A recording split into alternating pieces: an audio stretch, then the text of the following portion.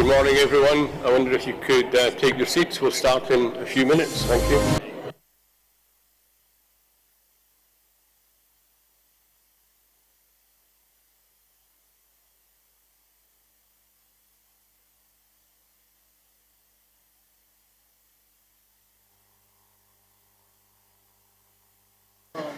Well, welcome back, everyone.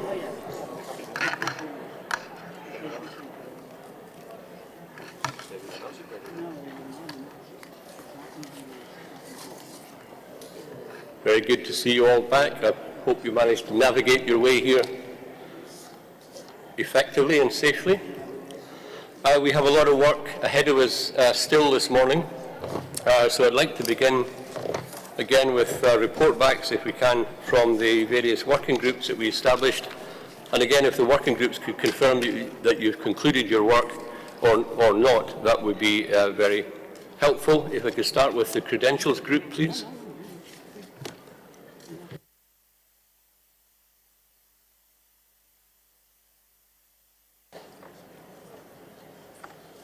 Yes, United Kingdom, please. Thank you, Chair. To date, we've received 77 sets of credentials, and the committee has assessed 72 of those as accepted, and adding in those in arrears, there are 69 countries eligible to vote if it comes to that. Thank you. Thank you, United Kingdom. Thank you for your work in leading the group. Can we move then to the budget working group, please? Yes, Kenya.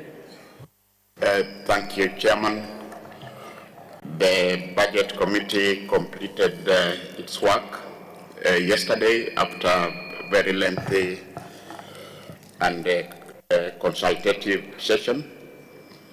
And could you please switch off microphones which are not in use because we have a lot of noise? Thank you, interpreters. With the 6 associated annexes for consideration by the Conference of Parties. I submit. Thank you, Kenya, and again, thank you for your work in leading the group.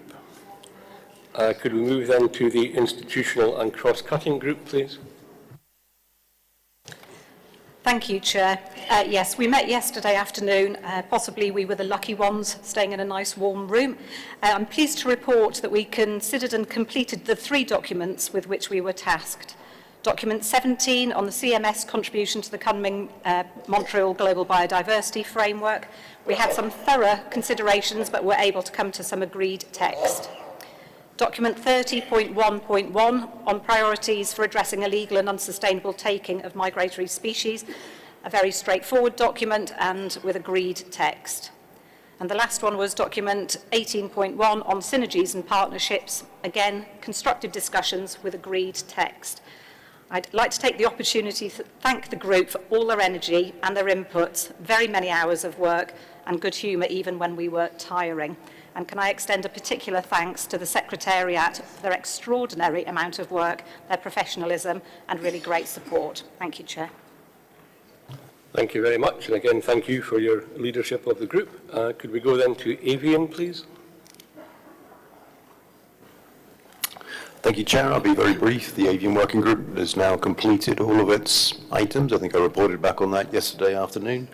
I'd also like to take the opportunity to thank all of the working group members, the graciousness and willingness to seek compromise, and in particular to thank the Secretariat staff for their sterling support throughout. Thank you. Thank you, and again, thank you for your leadership of the group. Could we move to terrestrial, please?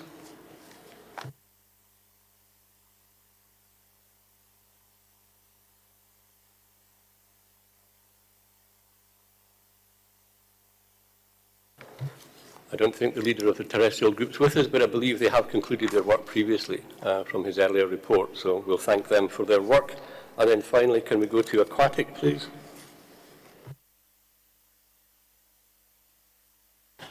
Thank you very much. The aquatic working group has finished its work. There was one outstanding item yesterday, which was Doc 27.2.4. A conference room paper has now been prepared on that. There is still some text in that document that is square bracketed, and will need to be some discussion this morning about that. But the document's in as good a shape as we could get it, and there was many hours of discussion on this particular topic. Since this is probably the last time I'll take the floor as the Aquatic Working Group Chair of this meeting, there's a few thank yous. We formed a subgroup which Jack Colley from the UK kindly chaired to deal with the deep sea mining issue, and he did a great job in pulling everyone together on that. The members of the working group were working in an extremely cooperative fashion. Always makes the job of a chair easy when you've got good spirit in the room. And I'd like to thank the Secretariat for this outstanding support. They're always very kind when I'm sort of chairing these working groups, and I really appreciate it. And in particular, I want to thank Melanie Virtue, Heidi Frisch, Jenny Rennell, and Andrea Pauly. Thanks very much. Thank you, and thank you for your leadership of the group as well. Thank you. Let's move on then to consider the CRPs that we have before us. And what I'd like to do is take up from some of the discussions we had yesterday on one or two of these CRPs to see if we can move ahead on the ones that we've already had some discussion on. If I could begin then by returning to CRP 14.2 on the new strategic plan for migratory species. As you'll recall, we added a small footnote at the end of the 5th paragraph to the preamble, with then a hyperlink to the new BBNG agreement. We also moved a phrase in Target 5.3. I'll just read the phrase, taking into account traditional knowledge of Indigenous people and local communities, has been moved from the boldface in that section to the very end of the explanation. We had asked EU and Brazil to have discussions around the wording, and I wonder if I could ask if you've managed to do that or if you need more time. EU or Brazil, please.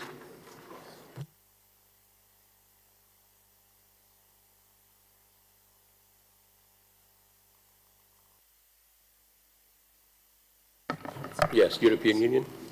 Yes, thank you, Mr. Chair. And indeed, we were asked to consult with Brazil to see if we could find some solution for the wording of the developed country addition in the text. Unfortunately, we haven't been able to solve the issue yet, so we would appreciate to have a bit more time to address that, with your indulgence. Thank you. Thank you, EU. I think the same wording issue relates to paper 30.4.5, and I wonder if your considerations could take forward in relation to that paper as well. So we'll suspend that pending your discussions and come back to it later on the agenda. Thank you for that.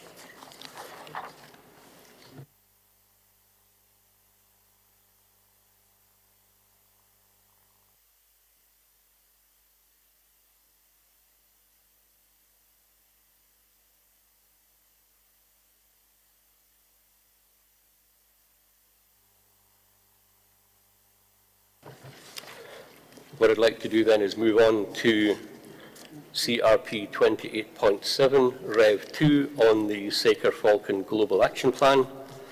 This includes amendments to Resolution 11.18, Rev COP12, and new decisions. We have introduced this a couple of times in this session. We've had a lot of work done on the document, and I'm now wondering if we're ready to recommend adoption. So could I open the floor for any comments on the Saker-Falcon Global Action Plan, please?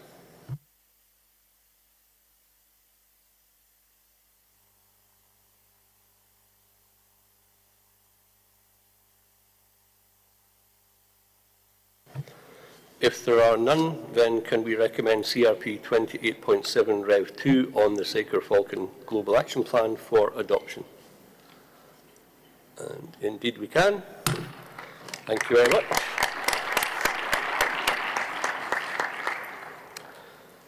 Can we move on then to CRP 29.6.2 on the Jaguar initiative? Excuse me, this CRP merges two separate agenda items originally presented to the parties on jaguars. document 29.61 and document 29.62. CRP 29.62 includes a draft resolution and draft decisions. Again, could I open the floor for any comments, please?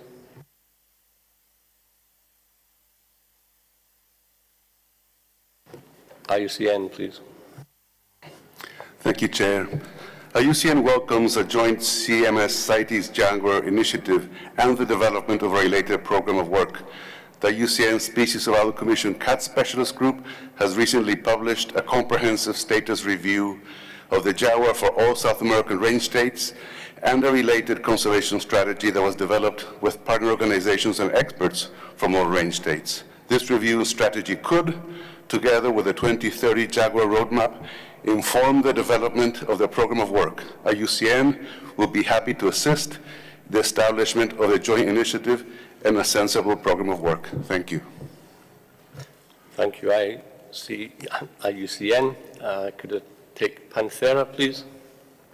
Distinguished delegates, I'm delivering this intervention on behalf of the Jaguar 2030 Roadmap Coordination Committee, whose members include Panthera, UNDP, UNEP, UNODC, WCS, the World Bank, WWF, and the CMS and CITES secretariats. We commend the Jaguar Range State parties for presenting draft resolution 14.2, which lays the foundation for a CMS Jaguar initiative. This proposal builds upon years of collaborative work by governments, civil society, and local communities to define the jaguar corridor and preserve the critical and vanishing links between the core jaguar populations from Mexico to Argentina. Additionally, it recognizes the urgent need to protect this species in light of rapid deterioration of its habitat and the increasing threats posed by poaching, conflict with people, and illegal wildlife trade.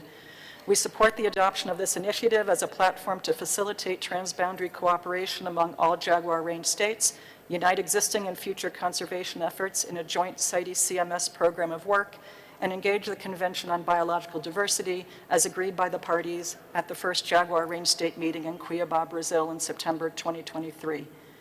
We firmly believe the initiative's convening power will strengthen opportunities for science, policy, and investment to benefit jaguars, their habitat, and the livelihoods of indigenous people and local communities for whom the jaguar is of vital importance. The Jaguar 2030 Roadmap Coordination Committee wholeheartedly endorses this initiative and offers its support to all jaguar range states to ensure its full implementation. Thank you, Chair. Thank you. Argentina, please. Gracias, señor. Thank you, Chair. The jaguar is a species with extensive distribution in Latin America with major issues in terms of its protection. So I would like to congratulate the entire region for the work undertaken in this respect. Thank you. Thank you, Argentina. I don't see any other requests for the floor. Can we recommend CRP 29.6.2 on the Jaguar initiative for adoption, please? Yes, Brazil. Gracias, señor presidente. Thank you, Chair. I'll be very brief. I just want to thank all those who participated in the working group. This initiative is very important to Brazil. The jaguar in Portugal, which we call it, in Portuguese we call it onça, is an species that is a symbol of the conservation of biodiversity in our country. And for us, its preservation and conservation actions are a priority. Thank you.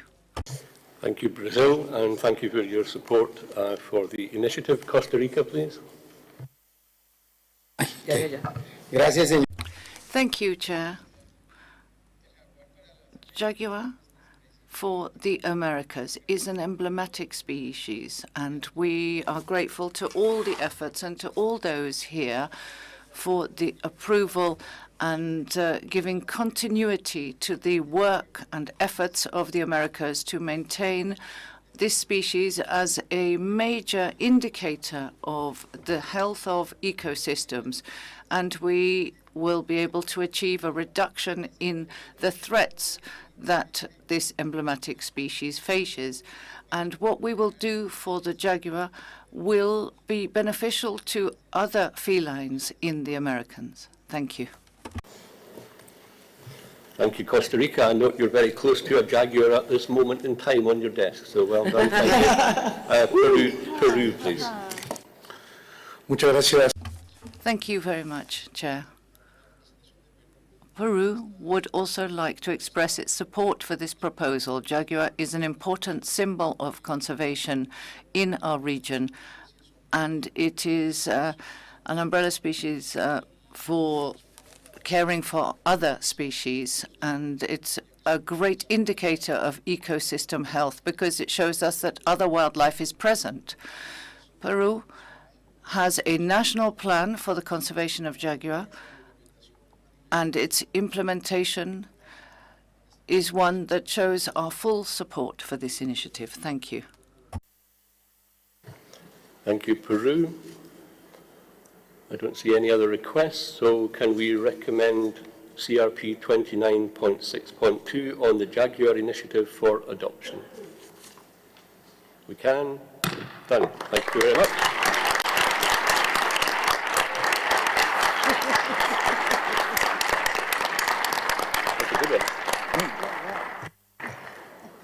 Can we move on then to CRP 13.2 and 13.2X, the budget and programme of work for 2024-2026?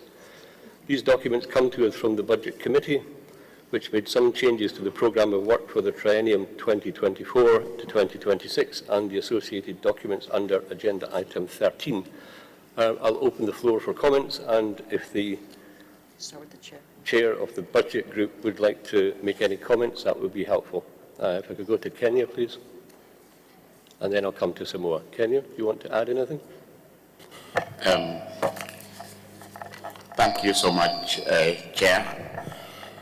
Chair, the Budget Working Group had very extensive discussion on the budget for the 2024-2026 and the work program for the intersessional period between COP14 and COP15. Chair, we had to work late into the night, very productive, very consultative. The Secretariat was able to provide all the documentation that the committee members required. Chair, we were able to arrive at a budget that is before the COP, that we feel will make the Secretariat operate in between the two periods. It was a consensus document based on the available circumstances that were provided. The associated annexes gives the details of the implementation on the implication of the budgets approved. And from the Chair's point of view, the budget is ready for consideration for the COP to approve so that the convention can continue with its mandate. Chair, I want to really thank the members of the Budget Committee for the long hours that we put in this throughout the COP. We had to work up to around midnight, and the Secretariat had to work even longer hours to get the figures right, and we believe we have provided the best for this COP. I submit, Chair. Thank you. Thank you, Kenya, and thank you for your leadership of the group. If I open the floor for comments, and Samoa, please.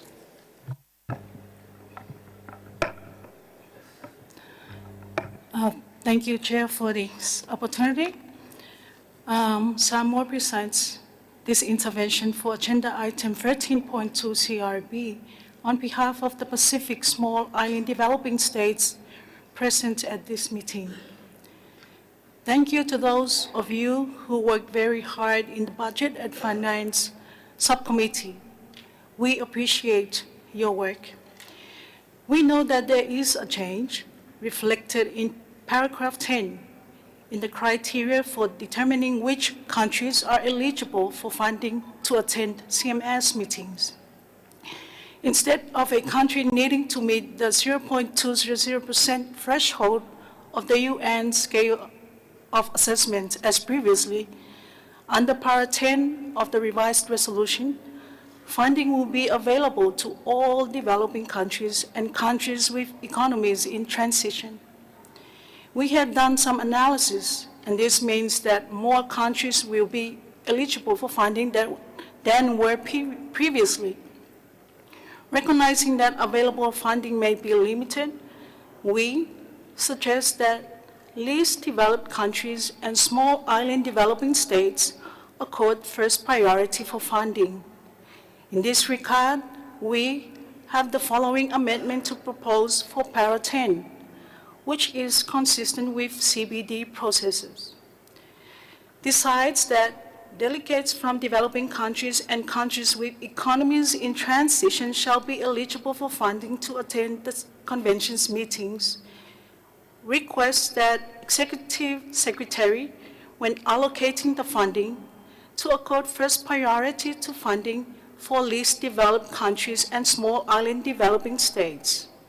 And as a general rule, furthermore, to exclude from such eligibility countries that have payments in arrears of 3 years or more. Thank you, Mr. Chair. Thank you, Samoa. I wonder if you could perhaps read that again at dictation speed, just so the Secretariat can capture every word of it, please.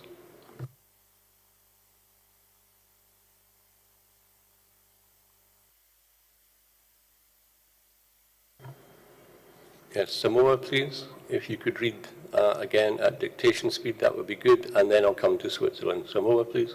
Thanks, Chair. So here goes.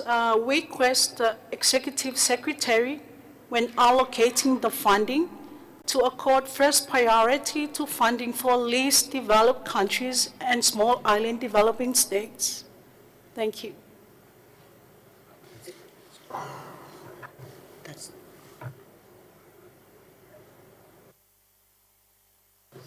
Yeah, thank you. Secretariat, I've asked if you could go much slower when you read that, please, just so they can capture every valuable word. So if you want to try again, but really slowly. Sure, Mr. Chair. So the insertion will be requests the Executive Secretary, when allocating the funding, to accord first priority to funding for least developed countries and small island developing states. Thank you. Thank you, Samoa. Switzerland, please. Thank you, Chair, and good morning, everybody. Switzerland would like to strongly support this intervention from Samoa on the behalf of the small island states, and we do share the feeling that we should distribute and prioritize our limited resources with priorities and help the ones who need it most first. Thank you. Thank you, Switzerland. Cook Islands, please. Thank you, Chair. As we go through this change in weather this morning, the Cook Islands is also experiencing its first cyclone for the season. The Cook Islands fully support the inclusion by Samoa and support that small island developing states should be part of this budget. Thank you. Thank you. Go to Belgium, please, next. Thank you, Mr. Chair, and good morning, colleagues.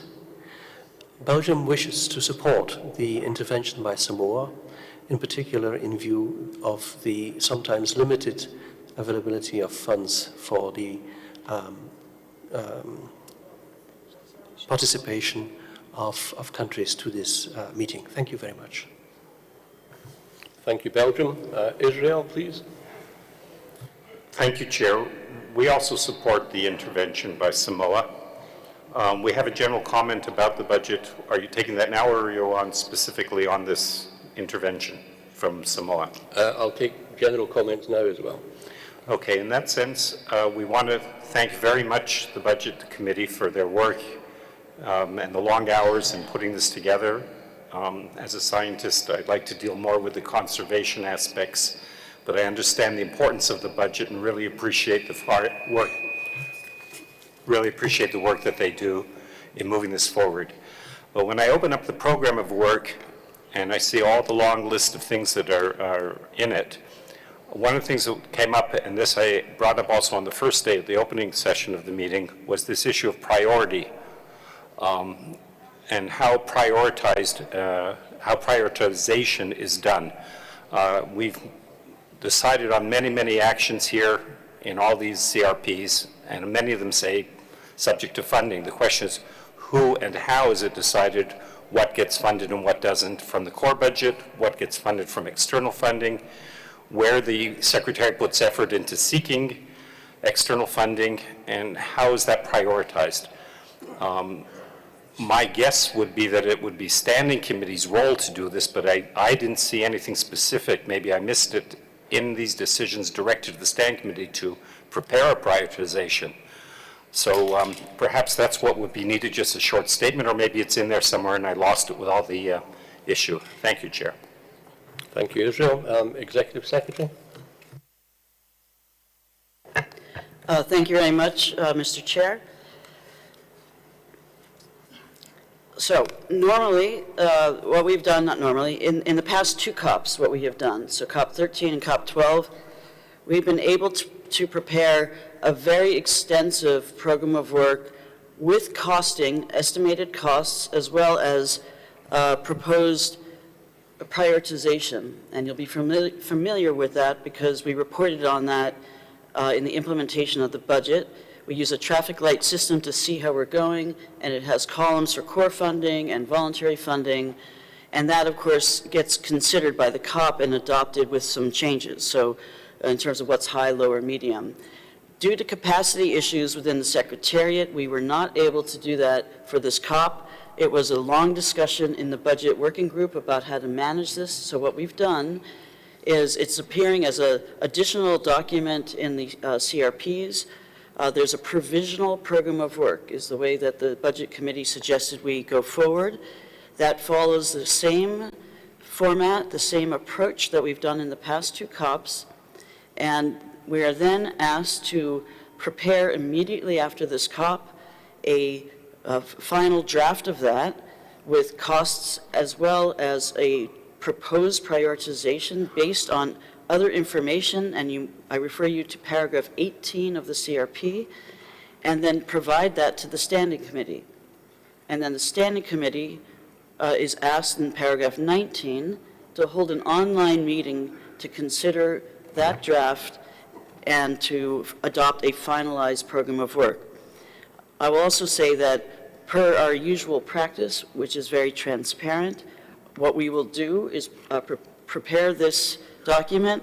There's also certain things that paragraph 18 refers to that are important considerations, including the link to the new strategic plan for migratory species, among other things.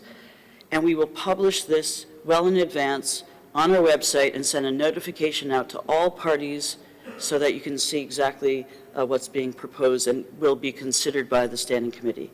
Thank you. Thank you, Executive Secretary, for that clarification and transparency about the process. European Union, please. Thank you very much and good morning. And this is simply to express support for the intervention from Samoa. Thank you very much. Thank you. Maldives, please. Thank you, Chair. Maldives, as a small island developing state in the Indian Ocean, would like to strongly support Samoa on behalf of the small island developing states in the Pacific. We also would like to thank the Pacific states for bringing this proposal forward. Thank you, Chair. Thank you. New Zealand, please.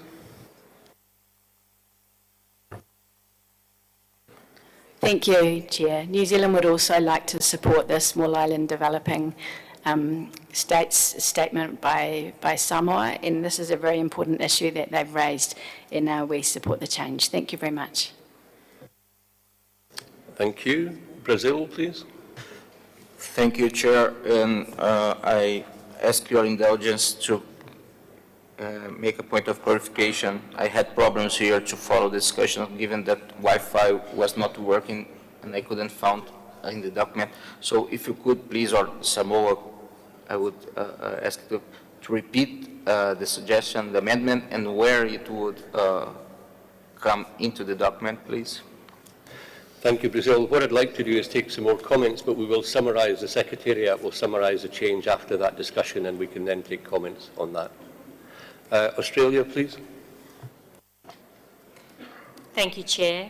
We would like to support the statement made by our Samoan colleague to include additional text in paragraph 10, but we also had a question on the budget figures included in Annex 1.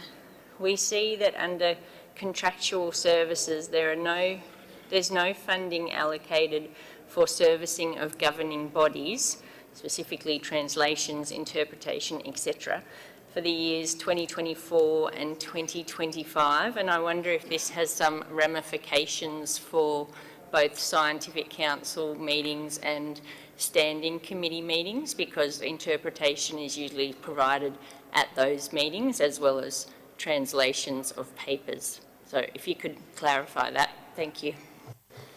Thank you, Australia. I'll come to Secretariat in a few minutes for that clarification. We'll take some more comments now. Germany, please. Thank you, Mr. Chair, and also Germany wants to support the proposal and changes made by Samoa. Thank you. Thank you, Germany. Georgia, please. Thank you, Chair. I would like to congratulate and thank the Working Group on Budget for the progress they've made, and would like to support the proposed text by Samoa to be included in the paragraph 10 in the last part of it. Thank you. Thank you, Georgia. Norway, please. Thank you, Chair. We would also like to support the proposal by Samoa. Thank you. Thank you, Norway. And Brazil. Thank you, Chair. I've already consulted, I received the information on which modification has been suggested by Samoa, and I'd like to express that Brazil understands that, and from our discussion yesterday, you might recall that we are here trying to highlight the specific challenges and difficulties all developing countries face in the implementation and in following the meetings of this convention. And we do understand that small island developing countries and less developed countries face these difficulties in a more I would say, severe way. So Brazil would not oppose this amendment, observing that once again the concept of developing countries is being recognized, acknowledged in another document, and as we are doing now, there are a lot of, I researched yesterday, documents of this convention that recognize the concept and the idea of developing countries. Thank you. Thank you, Brazil, for that. Senegal, please. Thank you very much, Chair. Senegal supports the amendment submitted by Samoa. Thank you. Thank you for all these interventions. There was one question from Australia to clarify, which related to governance, interpretation and translation services. I don't know if the Secretariat would like to comment on that. Executive Secretary, please. Yes, thank you very much, Mr. Chair.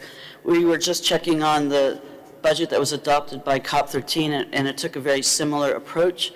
And I think the reason for that is based on our reality, which is that this budget line is used primarily for the COPs, and in the intersessional meetings, we have actually been very fortunate to have had support from our host government for translation services for those bodies, so we haven't needed that funding. Should that change, however, we would certainly come to the Standing Committee for the ability to shift funds if we needed to do so.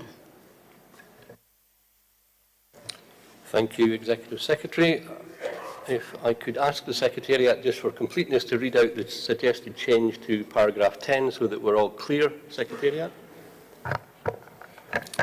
Yes, I'll read the entire paragraph as we would now have it. Paragraph 10 decides that delegates from developing countries and countries with economies in transition shall be eligible for funding to attend the convention's meetings, and as a general rule, furthermore, to exclude from such eligibility countries that have payments in arrears of 3 years or more, and requests the Executive Secretary, when allocating the funding, to accord first priority for funding to least developing countries and small island developing states. Thank you, Executive Secretary. With that, could I seek your agreement that we recommend this paper for adoption? That's CRP 13.2, 13.2 Annex 6. I think indeed we can. So adopted.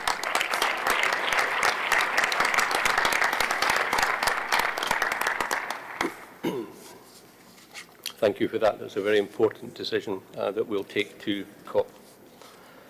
Let's turn then to CRP 15.2 on the Scientific Council membership.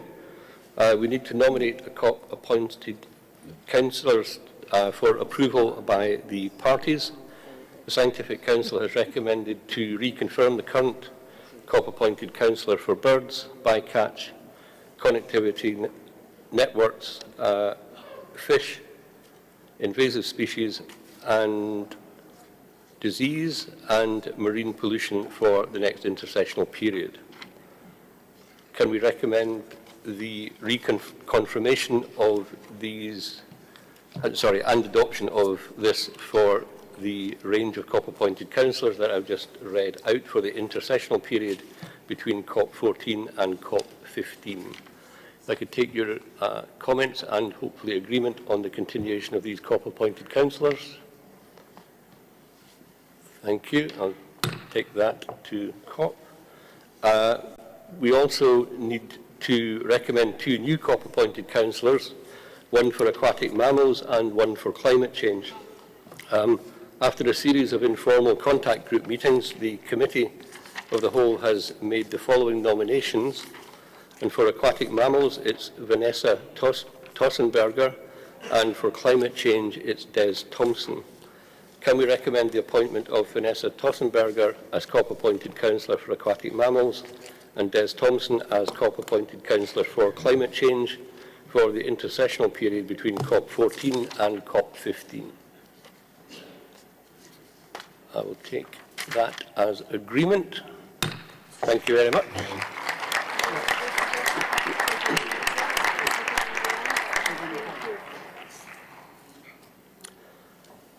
Let's turn now, Argentina, please. Muchas gracias. Thank you very much, Chair. I wanted to request your indulgence to be able to thank you for this position, if I may. Thank you very much for that. These COP-appointed councillors, as you know, are very, very important. I was just filling in while you were ready to speak, so I'll pass over the microphone back to Argentina. Muchas gracias. Thank you very much, Chair. I am most grateful for being appointed as the COP-appointed councillor for aquatic mammals. In my speech giving thanks, I'd like to thank you all for your support, and I'd like to thank each of the national, regional, and in particular my colleagues from Argentina for having supported me. And of course, I would like to thank my family who put up with me being away so much. It's an honor to take on this responsibility in a position in which we have seen many professionals, Bilperi, Giuseppe Teoro Di Chiara, and I'd also like to highlight that it's an honor and a matter of pride to be the first Latin American woman to take up this appointment. I would like to express my commitment to always meet the requirements of this post, and I commit to work with all parties, governments, the CMS Secretariat, and other conventions, with researchers, with civil society organizations, to work with everyone to fulfill my mandate.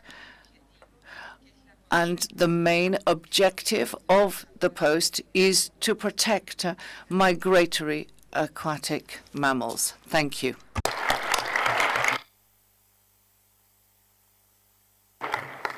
Thank you for that, and we look forward to working with you in future. I wish you well in your role. Israel, please. Thank you, Chair. We have a question that we recall that when this item was presented earlier in the meeting, someone had mentioned that the counselor for terrestrial mammals, Professor Rodrigo Medellin from Mexico, was not continuing. But I didn't see anything in the final decision now as what happens with that position, or maybe with everything going on, I got it wrong, so we would request clarification. And also, while I have the microphone, I would like to congratulate Vanessa on her appointment and wish her much success in her work. Thank you. Thank you, Israel. I wonder if the Secretariat, Dagmar, could perhaps respond? Thank you very much, Mr. Chair. This position was actually held by two councillors, which is not the standard situation. And Professor Alfred Otten-Yeboah stays in the position on terrestrial mammals. This is why the Secretariat proposed not to make a selection procedure for the outgoing position of Mr. Rodrigo Medellin. Thank you.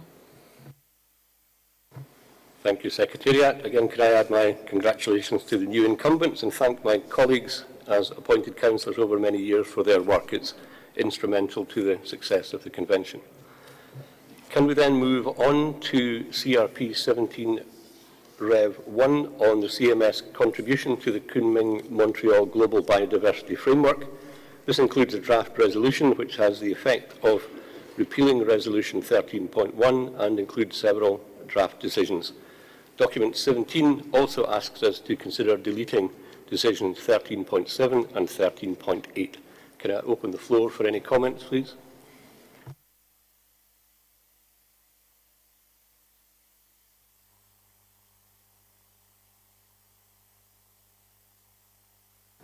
If there are no requests for the floor, can we recommend this for adoption? That's paper CRP 17 Rev 1 on the CMS contribution to the Kunming-Montreal Global Biodiversity Framework.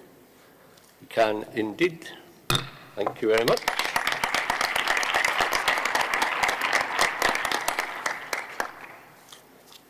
Can we move on then to CRP 18.1 Rev 1 on synergies and partnerships? This includes amendments to Resolution 1110 Rev COP14 and several draft decisions. Document 18.1 also asks us to consider deleting decisions 13.9 and 13.10. Document 18. Document 18 is open to the floor for comments then. Thank you.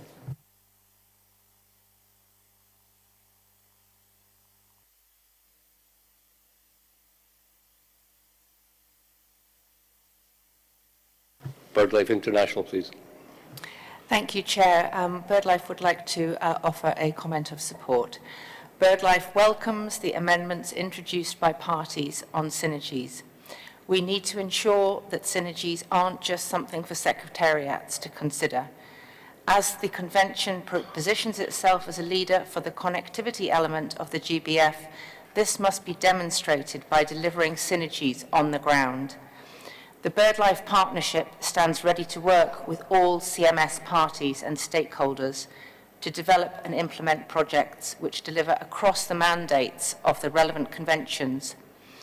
Using processes such as the World Coastal Forum will facilitate synergistic delivery of coastal ecosystem conservation mandates on the ground.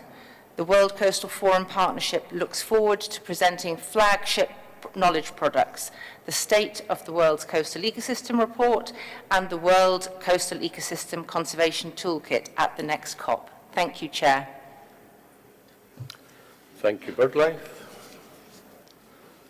I don't see any other requests for the floor, so can we recommend document CRP 18.1 Rev 1 on synergies and partnerships for adoption, please? We can indeed. Thank you.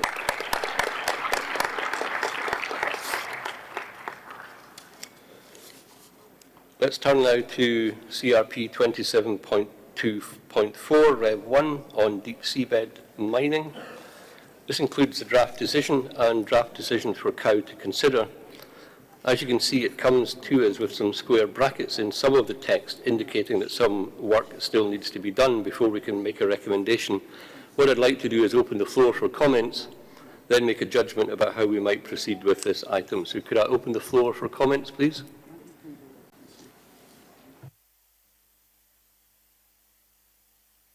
Norway, please. Thank you, Chair. I would just like to say first, thank you to everyone in the working group for very constructive discussions, a very good ambience and very competent and excellent chairing by Jack Collier, who I think helped us get to where we are with the decision. Some of the outstanding issues were linked to Norway needing some clearance from the capital, and we have them. The first paragraph with brackets is the one welcoming or noting Decision 1524 of the Conference of the Parties to the CBD. Norway has requested that to be bracketed, as currently that text is, it will be negotiated or discussed in the UNEA in about 2 weeks from now. So we feel that perhaps welcoming something that might look slightly different, at least the substance of it might look slightly different in 2 weeks. We feel it's a bit premature. So we would like to suggest here recalling. Should I just move through the whole text? There are not many brackets, there are a couple of points. Yes, please. If you have other suggested changes, that would be helpful. Thank you. Thank you. And then we come to the operative paragraph number 3, which opens with urges parties, and then in brackets, in line with recalling or in line with CBD decision 1524. In the discussions in the group, we felt that we would not necessarily need to have a reference to that paragraph, to that decision, both in the preamble and in the operative text, and that the right place for such sort of overarching mention would be in the preamble. So we suggest that if we have recalling to this decision in the preamble, we can strike the in line with recalling decision in the operative paragraph. And then we come to the third issue, which is in the same paragraph, the word support, where you have urges parties not to engage in or support. And the discussion there has been around the meaning, the content of the word support, which we feel is unclear and somewhat imprecise. We did do some attempts to clarify specifically what that would entail in the working group, but it was complicated. So we would like to suggest sponsor. So not to engage in or sponsor, which is then also in line with the correct language from the International Seabed Authority. And several countries here, several parties are also members of the International Seabed Authority. So we hope this can be accepted. And then there is a last bracket in point 14 BBB in the Directed to Scientific Council, where the word collaborate is in brackets. And I must confess that was a mix-up on my part yesterday at the end of a very long day. I think I originally suggested collaborate, and then I suggested to bracket it. So we propose lifting the brackets on that one. Thank you. Thank you, Norway. We'll note these changes. I'll summarize after the discussion in terms of the way forward. Costa Rica, please. Thank you very much, Chair. Although the completion of this resolution is still pending, as well as its annexes and recommendations, Costa Rica welcomes the resolution due to all of the implications and direct and indirect effects on migratory species and their habitats of deep-sea mining. With more robust scientific information based on precautionary principle, we must take into account that we're in the ocean decade up until 2030, and Costa Rica as a country is committed to supporting actions aimed at conservation, such as marine planning, technical aspects, the sustainable use of components, and the just and equitable participation of all in ecosystem services. As key principles of the CMS, we align ourselves with France and those who took place in the conference in Lisbon in 2022, and we look forward to preparing the high-level conference which will take place in 2024 on the oceans. The conference having taken place will be taking place in France, and in 2025 there'll be a conference in Nice. Costa Rica commits to the ambition of the Conference on Biodiversity, that is to say, to achieve 30% of coverage by since 2021 in terms of protected spaces. That is the 30 by 2030 objective. This will enable us to develop synergies with the objectives of the CMS, such as connectivity. This includes the SDGs, the Aichi targets, the national development strategies, and the biodiversity strategies and national policies. Thank you. Thank you, Costa Rica. Could I go to Germany next, please? Thank you, Chair. Germany would like to thank the chair of the working group, as well as the chair of the small working group from the UK for their very hard work on this topic. Having participated in the very constructive discussions in this group, we are hopeful that we will come today to achieve a strong resolution on this topic. For Germany, it is important that CMS, as the leading authority on the conservation of migratory species, takes a strong stance on emerging threats, such as deep-sea mining. If we're serious about addressing the threats to migratory species, we cannot just stay silent, but must also express ourselves on all the activities that drive or could impact species loss. Specifically on the resolution text, there was a long discussion in the working group on para 3 of the preamble around the word potential. It is clear for us that the exploitation of mineral resources from the seabed would have an impact on the ecosystems, and thus also on migratory species that depend on them, and we should be concerned about that. We have therefore difficulties with accepting the word potential harmful effects, since it could be interpreted as to mean that there is the possibility that there will not be any harmful effects from this activity. However, in the interest of finding a collective compromise, behind an otherwise strong resolution, Germany agreed to this paragraph in the working group so that other parties would be able to come on board. While we compromised at this paragraph, we do, however, think that this COP needs to adopt a strong paragraph, operative paragraph 3, which covers all the possible ways of starting an exploitation activity.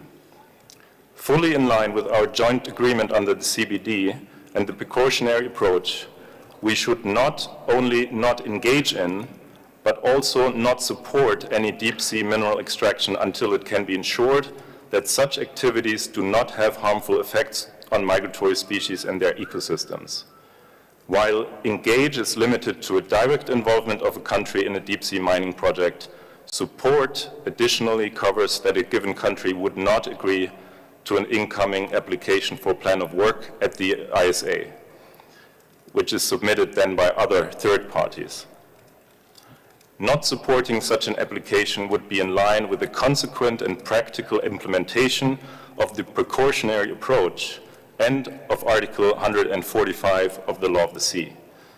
As long as we do not know and are thus not able to ensure effective protection for the marine environment from harmful effects which may arise from such activities, we should neither engage nor support these activities. Now, on the Norwegian intervention chair, we appreciate very much the proposal from Norway to include in the paragraph that parties would not sponsor applications. We can agree to include the word not to sponsor, but I will briefly explain why for us this is not sufficient to cover our concern. While it would cover a situation of a government sponsoring the application by a private company, there is still then the possibility that a third country, for instance, a country that is not a party of CMS, would sponsor an application. The question is then whether CMS parties that are concerned about migratory species would then support such an application of a non-party of CMS at the ISA. We believe that the precautionary approach, as I've said, and our concern for migratory species would require that we would also not support such an application by third parties, because otherwise such an application may still be approved, even if we include not to sponsor. So, to have a resolution that covers all potential situations how exploitation could be approved at the ISA, we need to also include the word not to support. As I've said, otherwise we step short of applying a truly precautionary approach. Thank you, Chair. Thank you, Germany. I'll come back to the wording once I've taken a few more comments. Thank you for that. I've got Ireland, I believe. Ireland, please.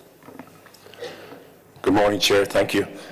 And thank you to the Chair of the Aquatic Working Group and Jack Collier, the Chair of the Small Group on Deep Sea Mining, for all their efforts in getting this paper so far.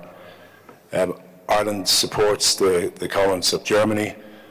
We feel it's very important to include in a strong operative paragraph 3 that parties do not support as well as not engage in activities around deep sea mining or mineral exploitation.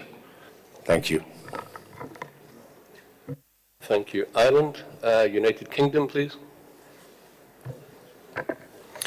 Thank you, Mr. Chair. If you will indulge us, we thought it might be helpful just to give a brief general comment, having chaired this group, to frame the CRP in case it helps the discussion, and then we can address the particular point that's been raised around the word support. So, as others, we are very grateful to the Secretariat for the significant work that has gone into preparing the document, to the Scientific Council for its helpful comments, to the Chair of the Aquatic Working Group, and to the tireless work of the DSM subgroup, who have spent many hours considering the issue while maintaining a positive and constructive approach throughout. We've had good representation in the subgroup of a range of different views, but we've all been able to agree that there is a really valuable role that CMS can play in this space. This CRP and text is a product of those long discussions, and it's been very carefully crafted by the group to recognise both the clear responsibilities of CMS under Article 2.1 and Article 3.4 of the Convention to take action for the conservation of migratory species, as well as the mandate of the International Seabed Authority under UNCLOS to ensure effective protection of the marine environment from any harmful effects of deep-sea mineral exploitation activities. We consider that this CRP, as drafted, strikes that very careful balance.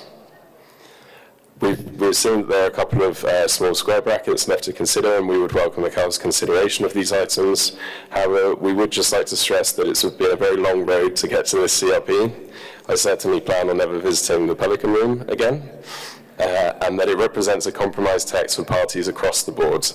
This is not necessarily an ideal text for many parties, but I think if those with differing views are all equally unhappy, then that's probably a good sign this is a constructive way forwards. And then just a specific comment on the use of the word support. So whilst deep-sea mining is not currently undertaken in international waters in terms of exploitation activities, the UK recognises the growing pressure to extract deep-sea resources and are deeply concerned about the potential impacts and effects of mining activities on the fragile marine environment, including migratory species and their prey. This is why the UK's position is it will not sponsor or support the issuing of any such licences for deep-sea mineral exploitation activities under the International Seabed Authority, and supports a moratorium on exploitation activities unless and until there is sufficient scientific evidence about the potential impact on marine ecosystems. Our understanding of the use of the word support pertains to that issue around supporting or undertaking licenses at the ISA, and on that basis we can accept the use of the word in OP3. Thank you.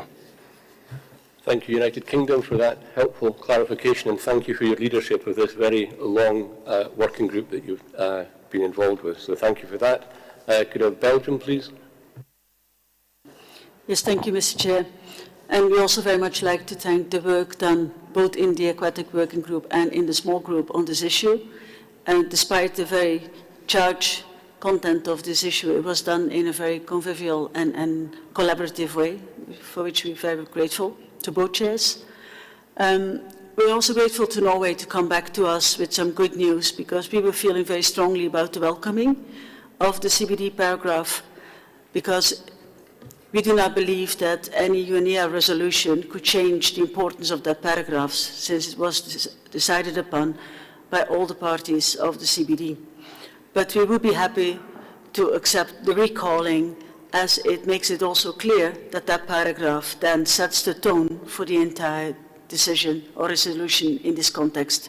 So to us, this recalling is not just a factual recalling, it's very clearly stating that this is basically the context in which the rest of this resolution should be considered. And we're also very happy to support the German comments, but we would need to see how that would play out in wording. Thank you. Thank you, Belgium. I've got Netherlands next. Thank you, Chair. We would like to also extend a special thanks to Jack Collier from the UK, who has had the difficult task of leading us through these discussions, but has done a fantastic job in doing so. As the UK explained, we've had very extensive discussions and weighed each word carefully. From a document covered in track changes and comments, we have come to a version with only a few small points left, and I think we are coming very close to reaching an agreement. With regards to the preambular paragraph, we thank Norway to suggest the word recalling, which we could also agree to. And with regards to paragraph 3, I would like to support Germany, Ireland, UK, and others in including the words or support for the reasons mentioned. Thank you. Thank you. Argentina, please. Thank you very much, Chair. First and foremost, my country wishes to thank Jack for the work undertaken as the chair of the working group on this matter. The Republic of Argentina is committed to the principles of the conservation in terms of the protection of migratory species. This is translated into a number of different proposals which have been submitted to this COP14. As regards the situation of migratory species and deep-sea mining, my country believes that the document which we have before us is the expression of an agenda for the conservation of migratory species and the application of the precautionary approach. However, without prejudice to the work that's undertaken and the seeking of consensus, my delegation believes that some points could potentially enter into conflict with the competencies and the work undertaken by the International Seabed Authority. In terms of the complexity of the debate, it would have been desirable to have the presence of the Secretary General of the IECA, Michael Lodge. On the 1st of February, we received a notification, but there was not sufficient information provided in that notification. We would ask the Secretariat to please put this on record. Thank you. Thank you, Argentina. Sweden, please.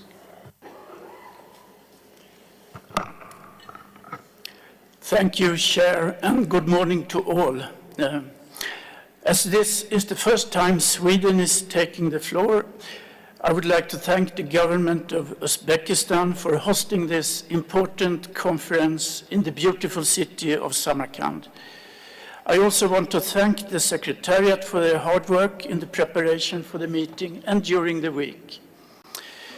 First, we want to congratulate the small group and the working group that managed to take on this difficult issue by creating such a positive atmosphere. On this item, Sweden wants to stress that extraction of minerals from the deep sea must be preceded by sufficiently solid scientific knowledge of its ecosystem and of the environmental consequences of the methods of extraction. On the outstanding issues discussed here, Sweden supports the statements made by the delegations of Germany, Ireland, Belgium, and the Netherlands. Thank you. Thank you, Sweden, for that. I do see quite a long list of parties requesting the floor. I just wonder if I could try one thing in terms of wording for this item on operative paragraph 3 and see and take some views on that. And then I may form a little Friends of the Chair group that perhaps Norway could lead. But let me try something. What I've heard are a range of comments around the wording to engage in or support in square brackets. And as I think the UK summarised, everyone seems to be equally unhappy with any sort of product and conclusion. I just wondered whether the wording, if I read it for that section, which is the first line in operative paragraph 3, would then be urges parties urges parties not to engage in, support or, if appropriate, sponsor, and then reads on. So it tries to wrap up all the concepts that we've heard and gives a degree of clarity, hopefully, to what we're trying to do. Could I ask if there's any comments on that suggestion? If that's not acceptable, then I think we need to form a small contact group on this to take it forward. What I would do then is move through the rest of the agenda and come back to this at the end. But I don't know if there's any comments on my suggested wording.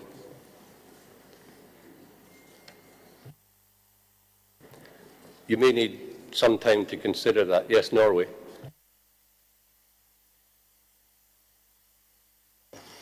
Thank you, Chair. I think we see that we are quite alone in preferring sponsoring, and those who have seen me in the working group know that I've been texting furiously with capital throughout. I have also done that this morning. In the interest of getting this very important decision through, we would agree to support. And then we could also save everyone's time in going into yet another contact group. I assume then that operative paragraph 3 would be, so we would probably then take out the reference to recalling CBD decision 1524 because we already have it in the preamble. and then not to engage in or support, which then would be okay for us. Thank you. Thank you, Norway, and thank you for that intervention. That's very, very important intervention. What I'll do is take other comments on this item, and then I'll come to Secretariat just to clarify the changes we've made, and then I'll seek your agreement for adoption. So I'll take some other comments now, and I'll come back to operative paragraph 3. Egypt, please. Sorry, Seychelles, please.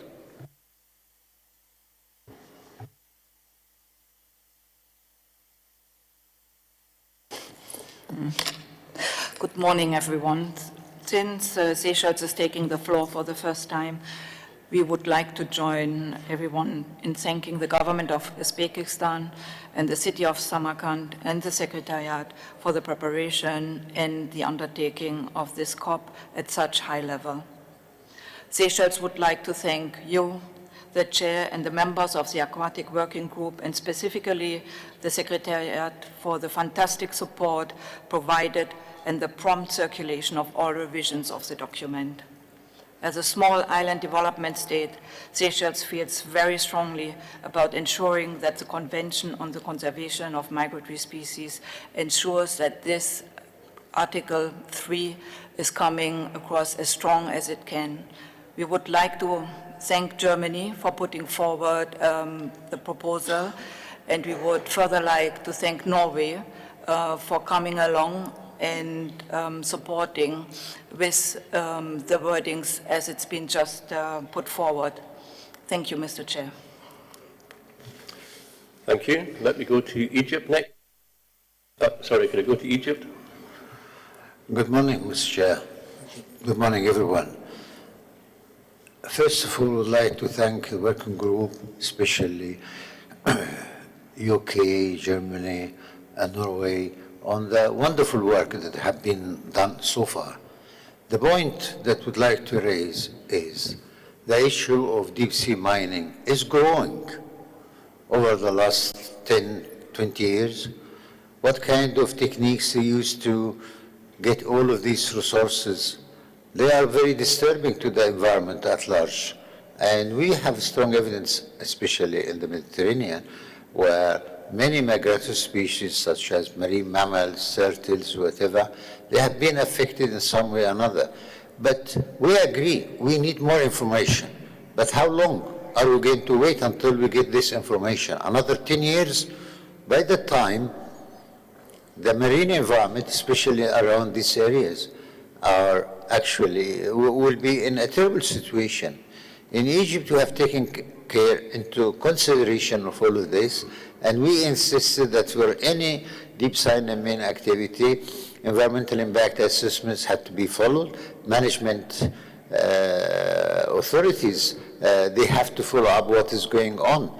So we need to reach some kind of agreement, not a debate, an agreement that all of us can agree upon without going to contact a group or voting, whatever, you know. We appreciate it. This is a very crucial issue.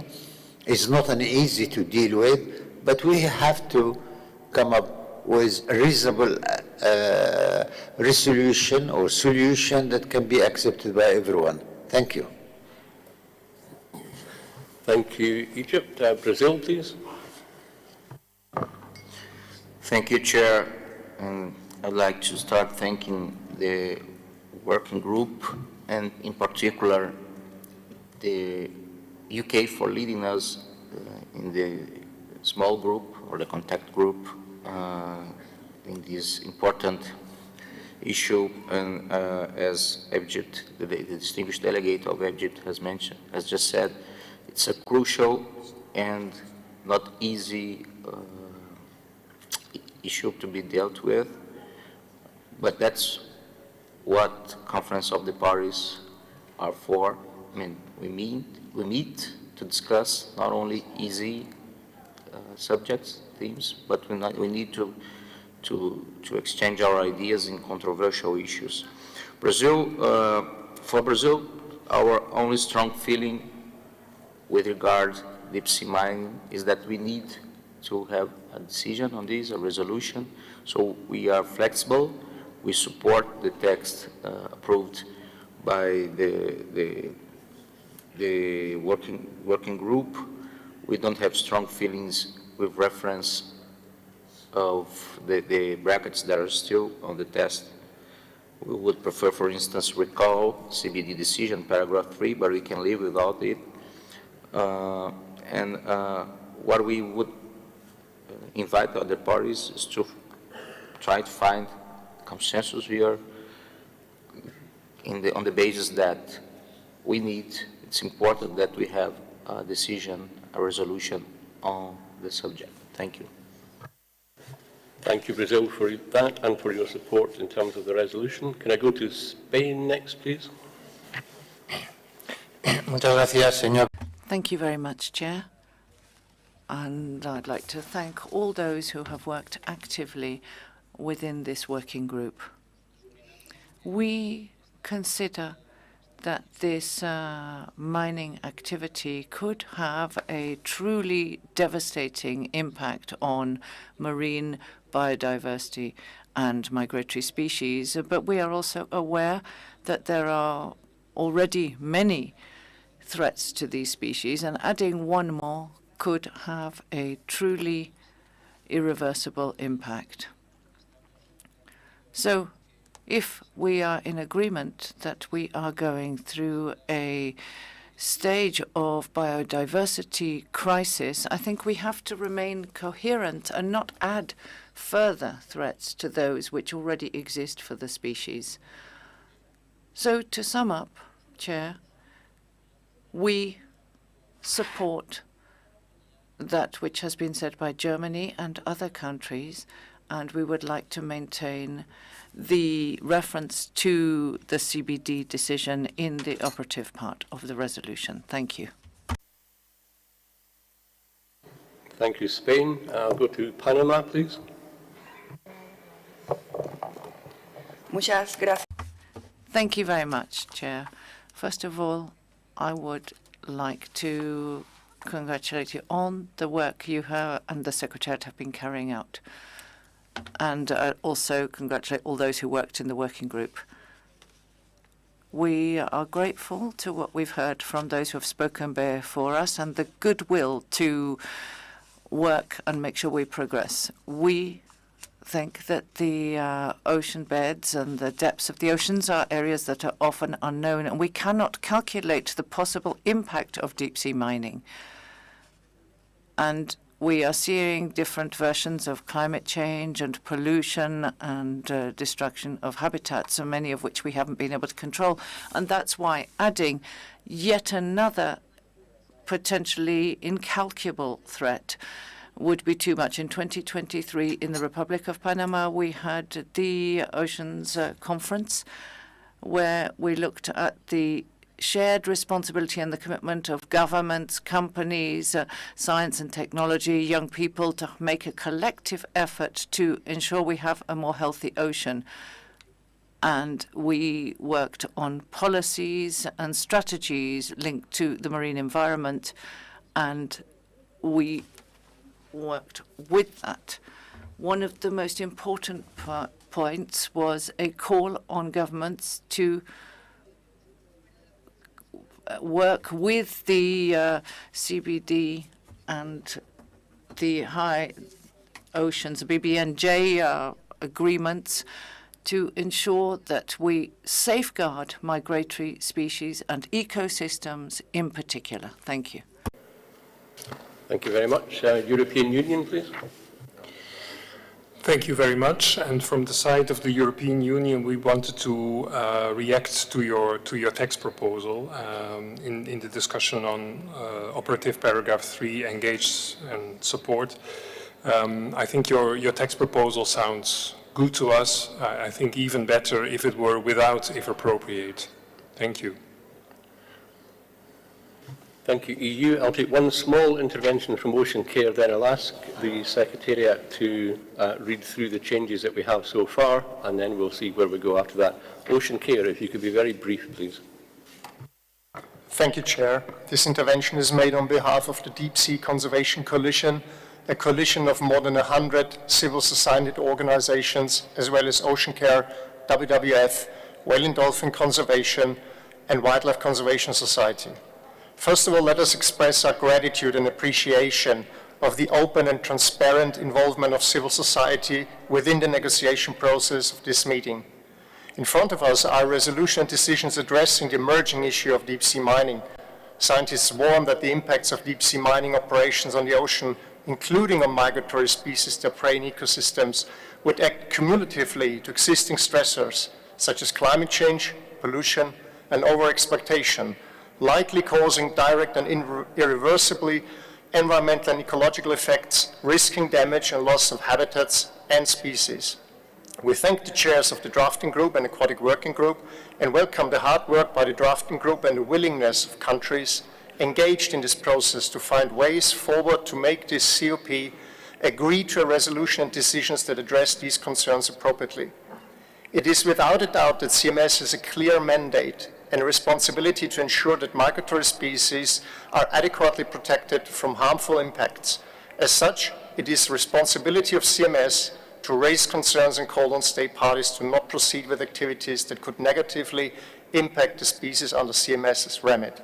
As such, we strongly support statements such as made by Costa Rica, Germany, Belgium, Ireland, and others in that line to refrain from deep seabed mining until there is sufficient and robust scientific information to ensure deep sea mining and related activities do not cause harmful effects to migratory marine species.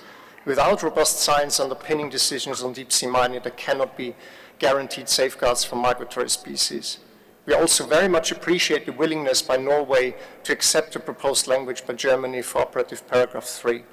Chair, in the middle of a triple planetary crisis of pollution, climate change, and biodiversity loss, and given the minimal scientific understanding of the deep sea and the impacts of this new speculative extractive industry, we encourage parties to conclude a resolution and decisions on deep sea mining at this COP to ensure no harm is done on migratory species. Thank you.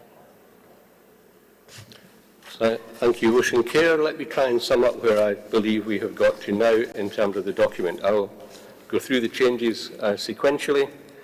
So in the preamble on page 1, on the paragraph that had begun welcoming or noting decision 15.24, we would now change that to recalling as the first word. Moving then to decisions directed to the Scientific Council, 14BB, we would remove the brackets around collaborate.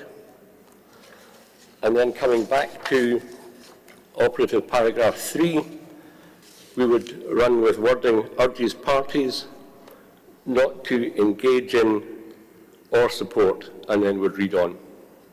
That's what I believe we've got as the text from all the comments that we have so far. I'll pause for a minute just to let you consider these, and then I will seek your agreement for adoption.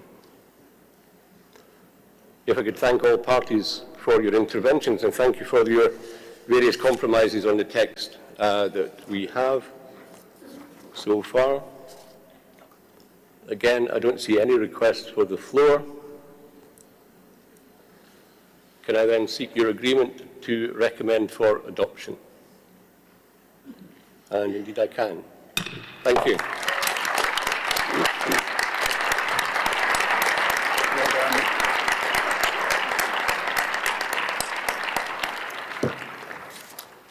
That was fun.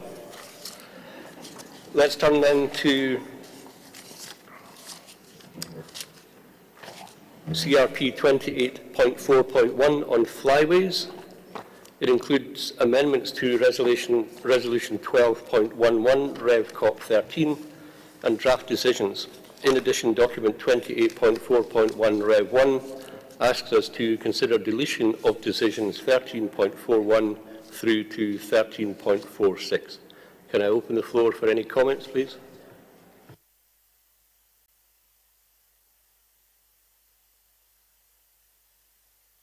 Australia, please. Thank you, Chair. We just picked up some words that the working group agreed to delete, and it's found its way into the document. So I draw your attention to the draft decisions directed to the Flyways Working Group, 14 EE paragraph F on page 9. And we agreed to delete the words after existing programs of work. So to be clear, we request the words, the following words to be struck out: being taken forward under other mechanisms such as AIWA, OSPA and ACAP. Thank you, Australia. European Union. Thank you, Chair. Also for us, in paragraph 18, after the word occasional importance, a sentence got erased by accident. So the European Union and its member states would like to reinsert it. The sentence that we are referring to is the following: covering the entire life cycle of species. Thank you. Thank you, European Union. Could you indicate just once again slowly where you would like that placed, please? Yes. So in paragraph 18, after the word occasional importance, we would like to reinsert again, covering the entire life cycle of species. Thank you. Philippines, please. Yes, thank you, Chair. We'd like to suggest an additional preamble paragraph to acknowledge the work of the Southeast Asian region on flyways, and the suggested text would be acknowledges the work of the ASEAN Center for Biodiversity in collaborating with non-parties in the ASEAN for the establishment of the ASEAN Flyway Network, fostering regional cooperation for the conservation of migratory water birds in the wetlands that support them. Mr. Chair, we feel that this is an important recognition, especially to highlight also the work on flyways in the ASEAN region. Thank you. Thank you, Philippines. Once again, I'm going to ask you to indicate exactly where you would like that paragraph placed, and then could you read it at a very slow dictation speed, please, so that we can incorporate it. Thank you. Yeah, thank you, Chair. If I can read that again. So the preambular paragraph would be, acknowledges the work of the ASEAN Center for Biodiversity in collaborating with non-parties in the ASEAN. Sorry, Philippines, to interrupt. I'm afraid we can't quite catch that at that speed. You really need to be much slower so we can get every word. Thank you. Okay, so let me start again. So acknowledges the work of the ASEAN Center for Biodiversity in collaborating with non-parties in the ASEAN for the establishment of the ASEAN Flyway Network, fostering regional cooperation for the conservation of migratory water birds in the wetlands that supports them. Thank you, Mr. Chair. Thank you. Can I check if Secretariat managed to get that noted down? Where? I think we have the text. If you could indicate where in the preamble you would like that paragraph, please.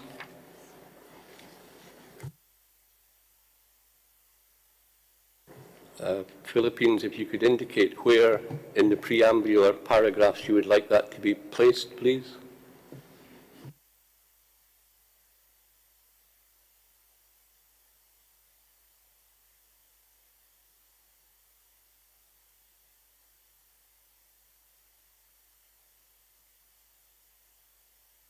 Yes, Philippines. Yeah, for a moment, Mr. Chair.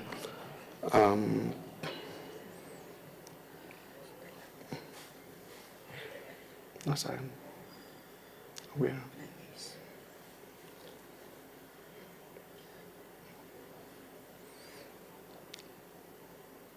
Yeah, I think, Mr. Chair, it could be inserted after the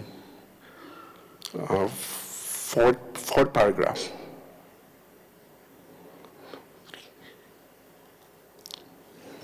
Thank you, Philippines. We'd insert the text as preambular paragraph 5, and I wonder if I could ask the Secretariat to read the wording that we believe we have obtained. Secretariat? Thank you, Chair. So I will read the text. Acknowledges the work of the ASEAN Center for Biodiversity in collaborating with non-parties in the ASEAN for the establishment of the ASEAN Flyway networks, fostering regional cooperation for the conservation of migratory waterbirds on the wetlands that support them. Can I just confirm?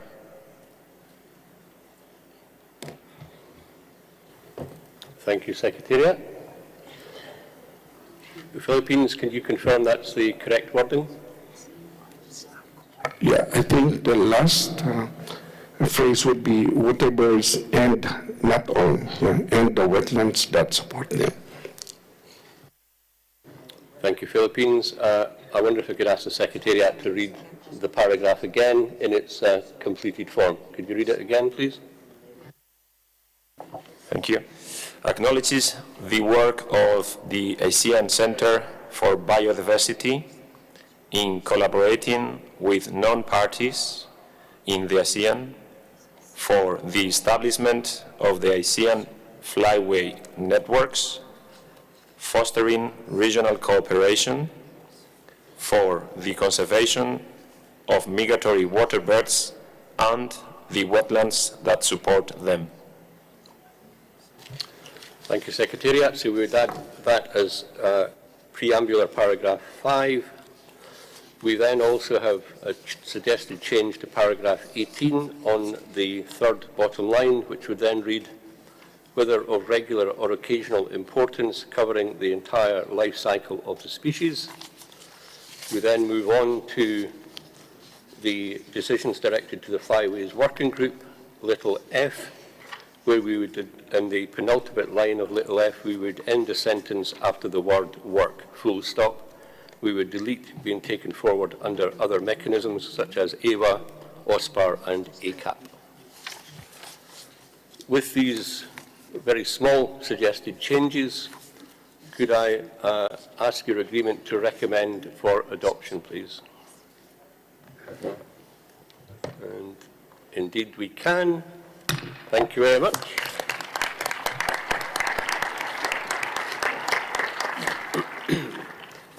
Can we move on then to CRP 28.4.2, the Initiative for a Central Asian Flyway.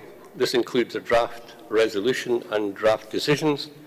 With the adoption of CRP 28.42, the work called for in decision 13.46 has been completed, and so that decision can be deleted. So can I open the floor for any comments, please?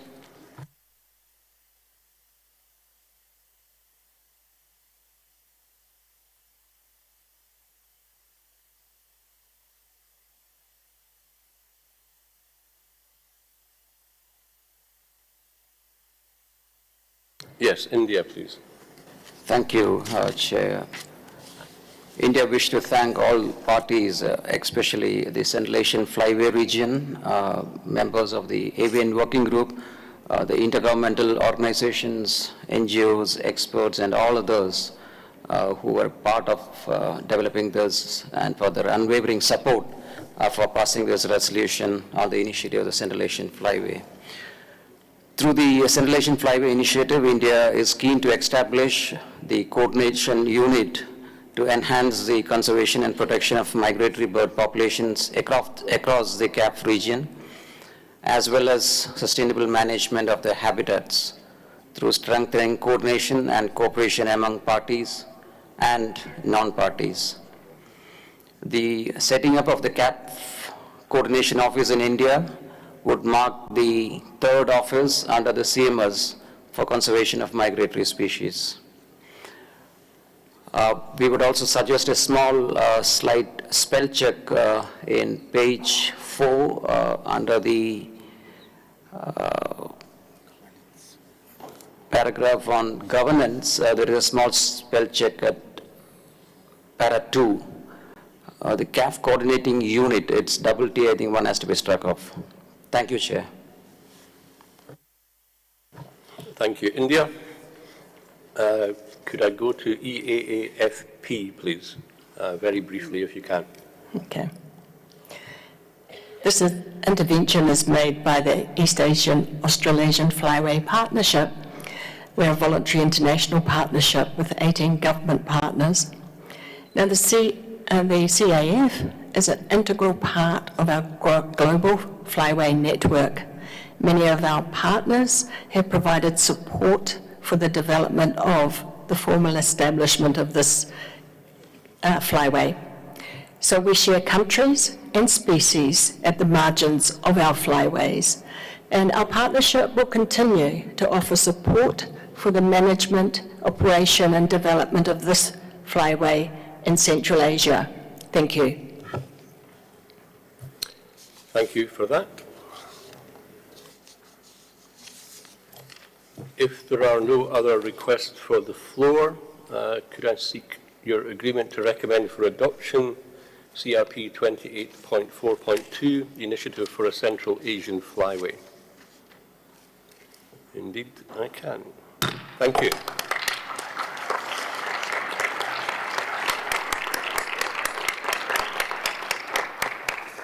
And of course, in so doing, we've adopted the small change in spelling suggested by India. Thank you for India. You're reminding me of the point when I knew I had passed my doctorate thesis, when the examiner suggested deleting one T from the word unit as well. It's a remarkable coincidence, so thank you for that. Let me then turn to CRP 29.3 on the Central Asian Mammal Initiative, CAMI. This includes draft decisions for the cow to consider. Again, I'll open the floor.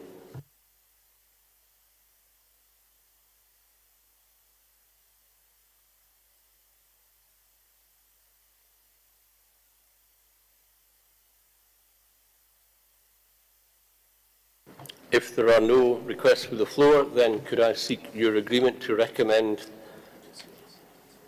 document CRP 29.3 on the Central Asian Mammal Initiative, CAMI, for adoption, please? I can, indeed. Thank you.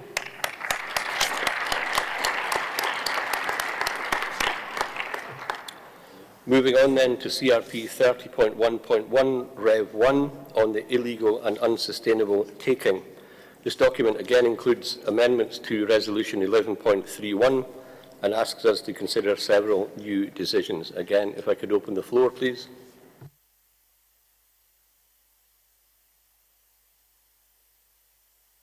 Yes, Israel, please. Thank you, Chair. We were not in this working group, but we have a question or perhaps a comment. In the decision 14.cc directed to the Scientific Council, subparagraph B says establish a working group on the taking of terrestrial species for various uses. We noted that the whole document speaks about migratory species, and as we said, we weren't in the working group, so we wonder if there's a specific reason why paragraph B singles out terrestrial, and perhaps it should say migratory, as is in the rest of the decision there and also in the rest of the document. Thank you. Thank you, Israel. I wonder if the chair of the working group would like to comment on that, if there was any purpose or if it was a very simple editorial omission. Chair of the cross-cutting group? Yes, Scientific Councillor, please. Thank you, Chair. Sorry, I can't shed any light on that, and perhaps I could ask some of the others who've been working more on this document if they can remember why that word is terrestrial. Apologies. Thank you. I'm going to move to Australia, and then I'll make a suggestion. Australia, please. Thank you, Chair. And just with my Chair of the Scientific Council hat on, I think I wasn't in the discussions either, but it makes sense that it specifically references terrestrial species because we have a number of other working groups already established that deal with illegal hunting of other taxa groups as well. And I would note that the sessional committee will commence a review during the next intersessional period of all the working groups and task forces established under the auspices of the Scientific Council to ensure their ongoing applicability and make sure there's no duplication in such. So I think the text as it's currently drafted is appropriate. Thank you. Thank you, Australia. I'll take WWF. Thank you. Thank you, Chairman, and sorry for taking the floor on this, and thank you to Australia for the explanation. We nevertheless feel that since these working groups on some of the aquatic species don't necessarily take up all the issues that relate to illegal take of aquatic species, it would be easier to take out the word terrestrial and, as Israel has suggested, substitute migratory and then leave it to the Scientific Council to establish the terms of reference of the working group in a way that would adequately take account of the activities of other working groups and the remaining gaps that need to be addressed. Thank you. Thank you, WWF. I'll pass to the Executive Secretary for a comment, please. Yes, thank you, Mr. Chair. The paper that we brought, the pre-session document that we brought to this meeting highlighted the fact that there were already some existing activities going on, but that there was a need for a more holistic and comprehensive look at this. And we made the point in that document that we would consider new issues and gaps while still not disrupting or undermining, let's say, very good initiatives that exist already. I don't believe that some of the existing activities are comprehensive, though, in the different taxa. There could still be gaps, and therefore, I think it would be in keeping with the points made in that paper to, in fact, use the word migratory rather than limit it to terrestrial, and there should be text that, of course, the Scientific Council will be meeting to discuss its program of work. So maybe there's some little few words that can be added to say as warranted or something so that they can allocate what is needed to fill gaps. Thank you. Thank you very much. I'll let you consider that. I'll take one intervention from Wildlife Conservation Society, then suggest the text. Thank you. Thank you, Chair. We wish to agree with the intervention of the Executive Secretary. We recognize that there is a lot of ongoing work on avian species, a need to do more work on terrestrial species, but definitely need work on aquatic species. So we would concur that saying migratory species and leave it to the Scientific Council to look at where the gaps are, but we wish to stress there are gaps in terrestrial but also aquatic. Thank you very much.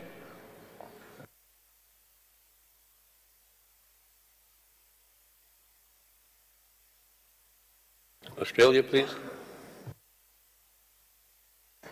Thank you, Chair.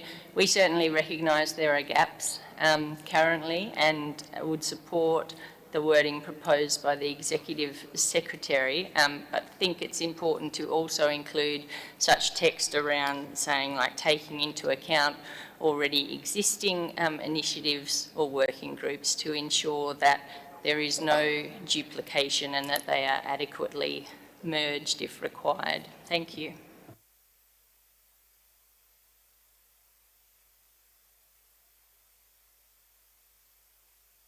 Thank you, Australia. If there are no other interventions, let me try some words and then we'll see. I'll pass to the Executive Secretary.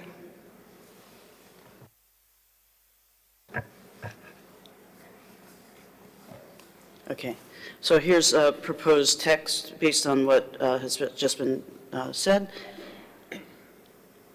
Establish a working group on the taking of migratory species for various uses, comma, taking into account ongoing work under the Convention. Thank you, Executive Secretary. With that suggested amendment, I don't see any other requests for the floor. Could we then recommend this document for adoption? So, CRP 30.1.1, Rev 1 on illegal and unsustainable taking. We recommend for adoption as amended by the COW.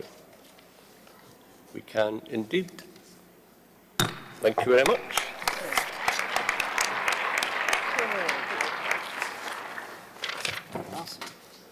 Moving on, let's turn to CRP 30.4.1 on climate change and migratory species.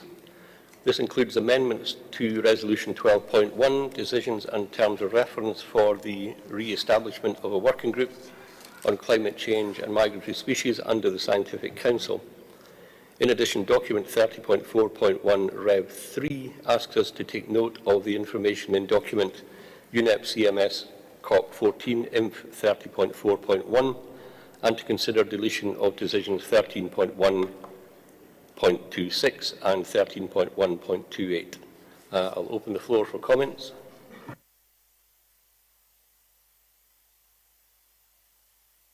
Yes, United Kingdom. Thank you, Chair. No problems with the document per se, but I think there are two minor editing corrections that need to be made, please, which I think are consequentials from the work that we did, which unfortunately we only spotted when it came out as a Rev document.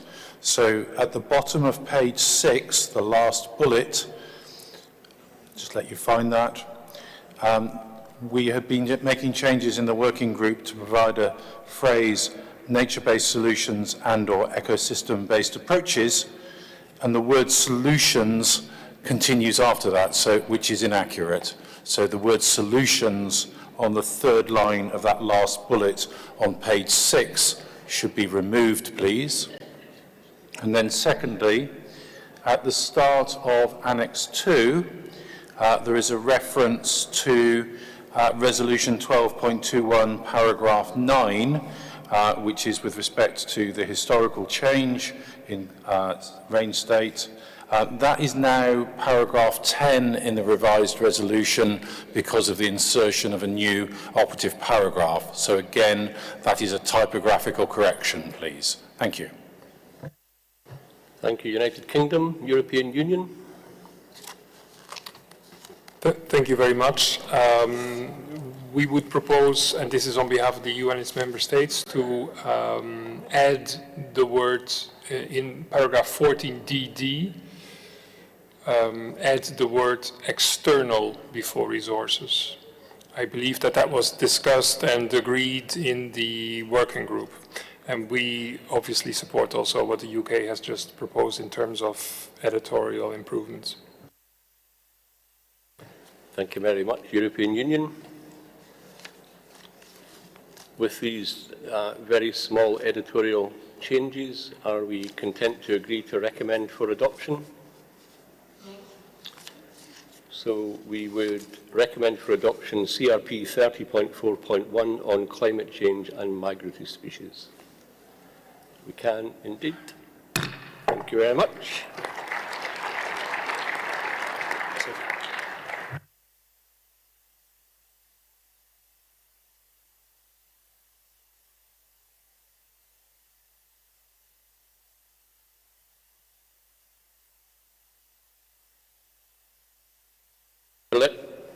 Now let's move on to CRP 32.1 on concerted actions, and Secretariat has an update in terms of document availability. Secretariat, and then I'll come to Brazil. Thank you, Chair.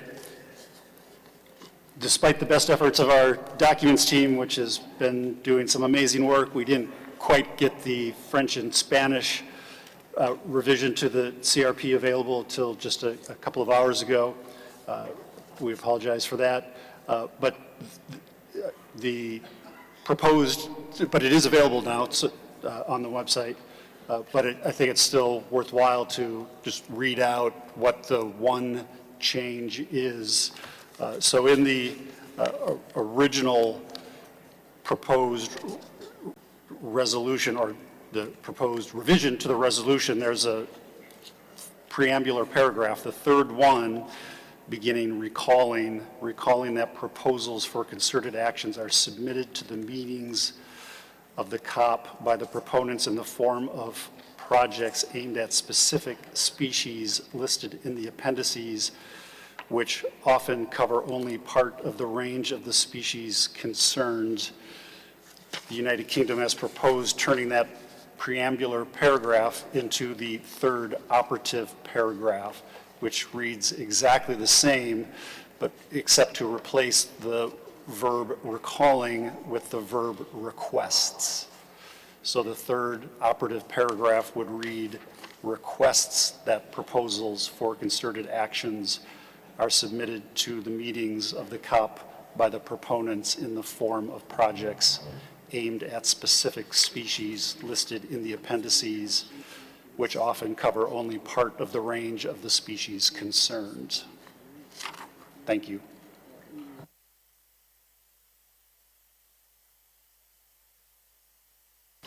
Thank you, Secretariat. Brazil, please.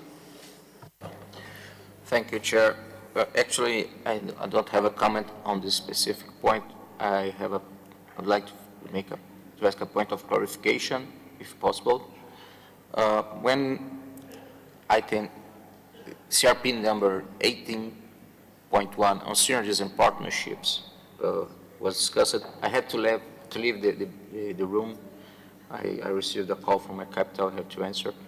And we had some minor suggestions of language, not substantial, because that we think that could improve the precision of references to the BBNJ agreement. I discussed it last night with my legal advisors, and what I would like to know, if it's possible in any time to review this document, that we could make these suggestions. I'm on your hands. I understand that the document has already been approved, and I can tell you that they are not substantial, in our view, at least, substantial amendments. They are language amendments just to make the text more coherent with BBNJ agreement text. Thank you.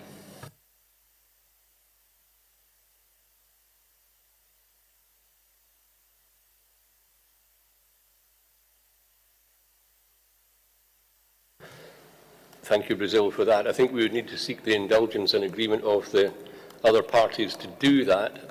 What I would propose is that we carry on dealing with the remaining documents that we have, and then we'll come back to that, so if people could be ready to reconsider some of the small editorial changes that we will hear. We do need to come back to a couple of other draft documents anyway, so let's carry on just now, but we will come back. Thank you. Can I take us back then to document 32.1 Rev 1 and open the floor for any comments in relation to the intervention from the Secretariat?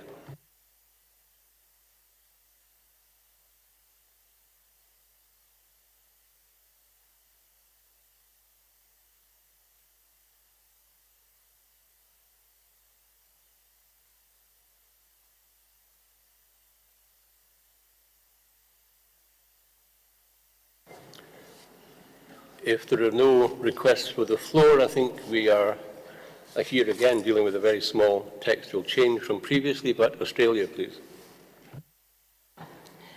Thank you, Chair. I don't have a comment on the comment from the Secretariat, but I just wanted a point of clarification. In the document that I'm looking at online, which is the Rev Doc, there are still like paragraphs that say like 3 bis or 2 bis, and I was just wondering if they were still meant to be in the Rev Doc that we're meant to be forwarding to plenary.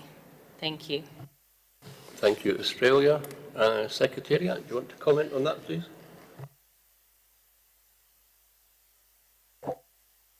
Thank you very much. I have also noticed that there are some discrepancies in the numbering, and if you would agree to give the discretion to the Secretariat to just clean the text after the COP, I think that this might also apply to other documents which may be needed to just formally clean up. Thank you. Thank you, Secretariat. I think that cleaning up process is pretty standard procedure, but thank you, Australia, for that intervention. European Union? Yes, thank you. We'd be fine with the Secretariat cleaning up minor textual cleanup, but it would be, I had the impression that this is a bit more when it comes to the paragraphs. If it's just about the numbering, it's fine. If it's about something else, then I think it needs to be cleaned up before plenary. Thank you.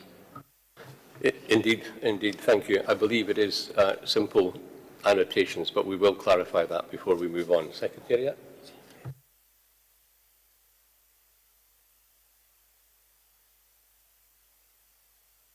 Yeah, thank you. Secretariat have clarified that the document CRP 32.1 Rev 1, which you have, it contains all the cleaning up and changes, so it should be clean and good to go.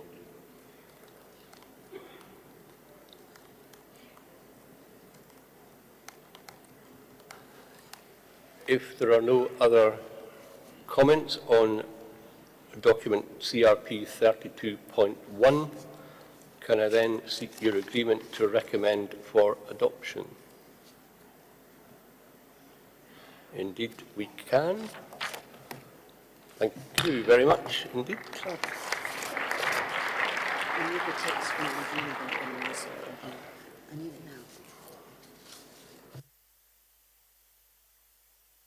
Now, we still have a few papers to deal with. I wonder if I could come back to CRP 14.2 on the new strategic plan and ask if we have any update on the consultations around the wording on that document. European Union? Yes, thank you, Mr. Chair. It was not possible to do that while the COW was ongoing, so it would be very much appreciated if we would have some time now after the COW breaks and come back to you. Thank you. Thank you, European Union. That discussion then also relates to 30.4.5. If you can capture both of these in the one conversation, that would be excellent. Let me consult with Secretariat.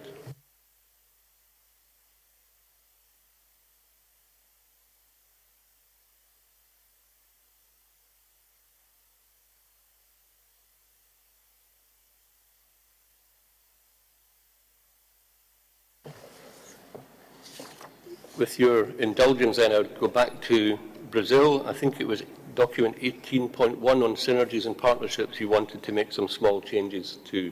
So with your indulgence, we'll listen to Brazil. Brazil, please. Thank you, Chair. And once more, as a clarification, I don't think they are substantial amendments. They are more a way to make the resolution more coherent with the BNJ agreement. So I will go through them slowly. There are not too much, but let's do it slowly so you can catch. On page 2, there is a preamble paragraph that in the text we have now reads like this: also welcoming the adoption of the agreement under the United Nations Convention on the Law of the Sea on the conservation and sustainable use of marine biological diversity of areas beyond national jurisdiction, BBNJ agreement, which will, upon entry into force, enable the protection and effective management of key areas for migratory species in the high seas through the establishment of high seas marine protected areas. The amendment we suggest in this paragraph is on the last two lines. First, when we say key areas for migratory species in the high seas, it would be more precise to say key areas for migratory species in areas beyond national jurisdiction. That's the definition and the competence of this agreement. It applies, a BBNJ agreement, it applies for, it will be applied in areas beyond national jurisdiction. So we suggest replacing high seas by areas beyond national jurisdiction. And further on in the same paragraph, we are referring to the establishment of high seas marine protected areas. And the BBNJ agreement and this same document recognizes it. It deals, or it established a complete system of area-based management tools, including marine protected areas. And that's the provision on BBNJ agreement. So we would suggest here to change the establishment of high seas marine protected areas for the establishment of area-based management tools, including marine protected areas. The high seas here is not necessary.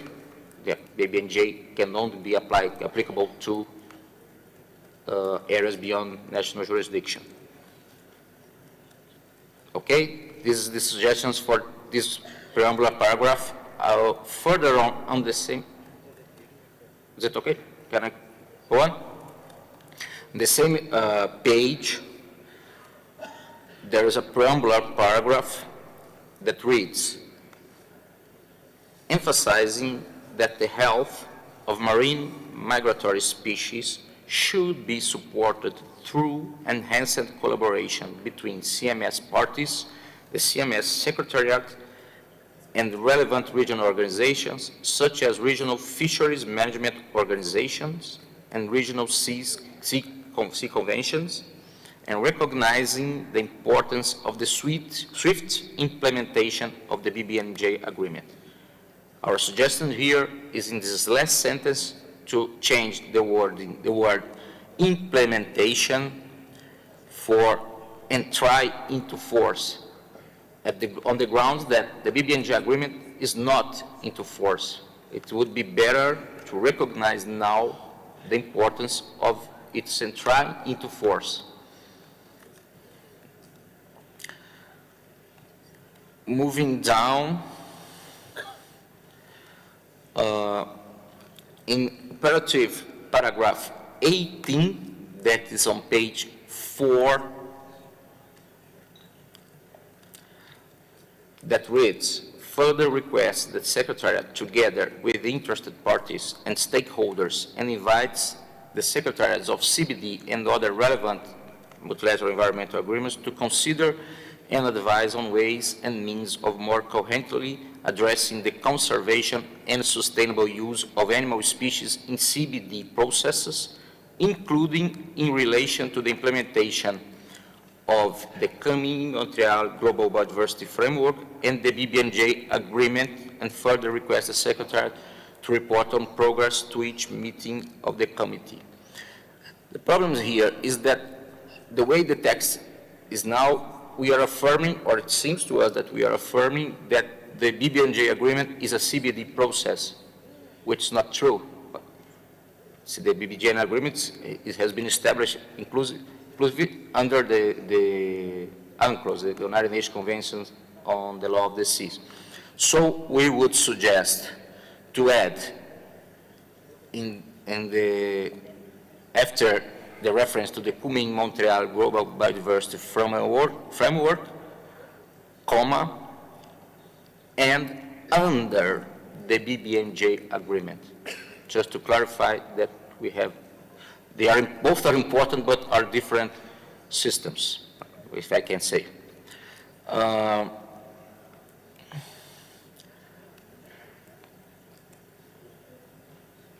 The next suggestion is on operative paragraph 21, page 5.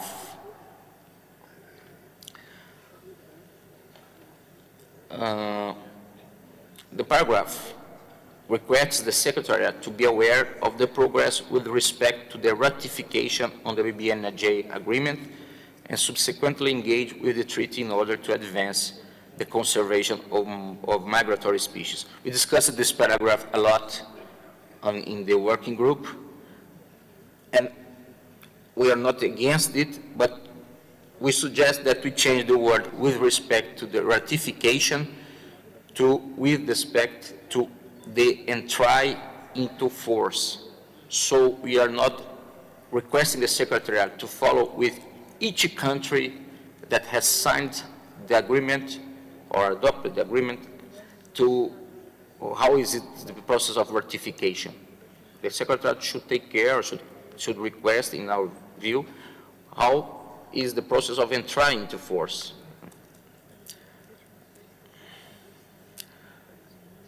And later on,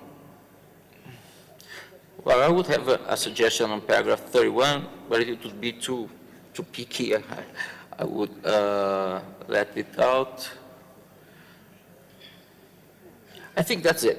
I think that with these amendments, the text would be more precise. I don't want to change substance here. What I want is really to make this decision, it's an important decision, more coherent with the provisions on the BBNJ agreement. Thank you. Thank you, Brazil, for that. We have noted these textual changes. I'm aware of the procedure here, which is we have agreed the document previously, so I will take comments on this and we will accept these changes, but only by agreement from all parties by consensus. So I'll open the floor for comments on the suggested editorial changes from Brazil. They do seem relatively straightforward, but I'll take comments. European Union? Yes, thank you, Mr. Chair. We find supporting the proposals made by Brazil because we do believe that they improve the text. We only have one change to add because it now loses some of the text that was adopted, and it's in the preamble paragraph starting with emphasizing that the health of marine migratory species should be supported. So I think it's at the end of page 2. And the change that was inserted by Brazil was that we should be recognizing the importance of the swift entry into force of the BBNJ agreement. We would like to keep the importance of the swift entry into force and implementation of the BBNJ. I think it may have been a misunderstanding, but we don't want to lose. It's not a replacement, it's both. I hope that's acceptable. Thank you, European Union. I see that Brazil are content with that suggested change. Uruguay, please.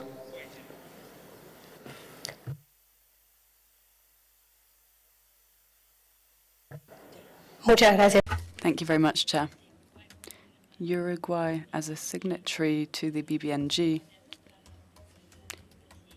would accept Brazil's proposal as well as the amendments proposed by the EU. Thank you. Thank you, Uruguay. Could I check that there are no other requests for the floor? If there are none, and again, as I say, by consensus from the parties, then we are comfortable to accept the suggested amendment from Brazil. And what I'll do is come back and seek your agreement to recommend for adoption. So we're recommending CRP 18.1 Rev 1 on synergies and partnerships for adoption. This also then means the deletion of decision 13.9 and 13.10. Thank you very much indeed for your agreement.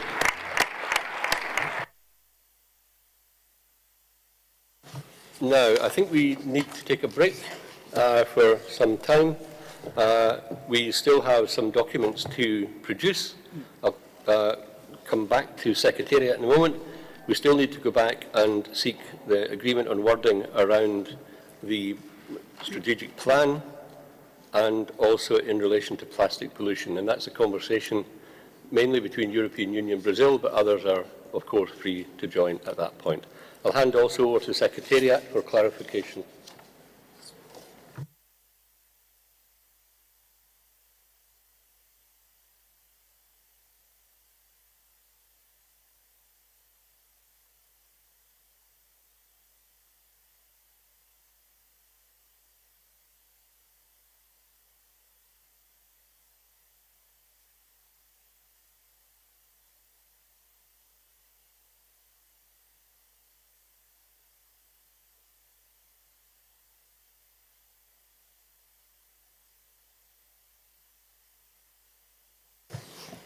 What the proposal is then in terms of time is that we will break now for 20 minutes to allow the various conversations to take place.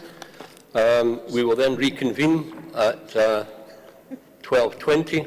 We'll hopefully then be able to agree the two outstanding items. We'll then break for lunch and we will reconvene at 3 o'clock for the main plenary session. Thank you. Could I just check if there's anything else from Secretariat at this point? No, we're good. So we'll break for 20 minutes. Please do not go too far away because we will restart at 12:20. Thank you.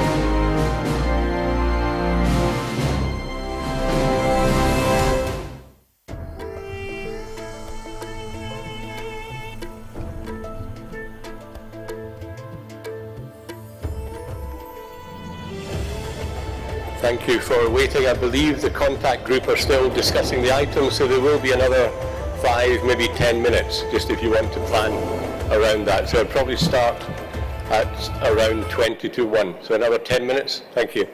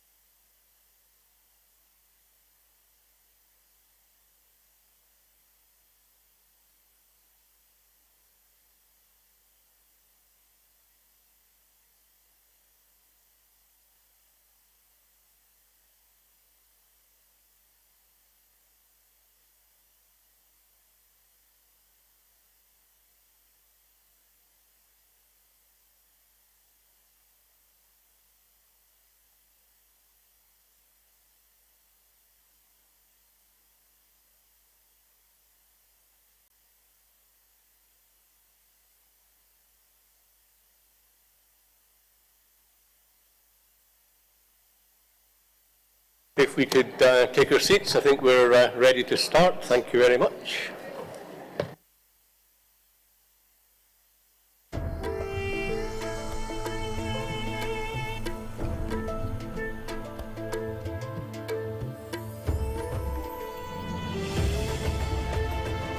Welcome back, everyone.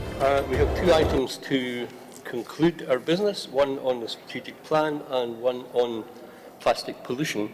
I wonder if I could ask the contact group to report back on the hopeful agreement. Thank you. European Union?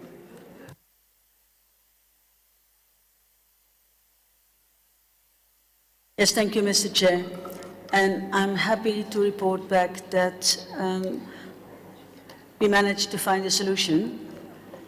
I would like to thank very much everybody who participated. It wasn't easy, and I think everybody really had to compromise.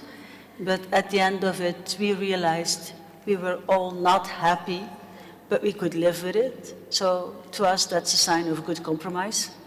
And I'll read it out to you.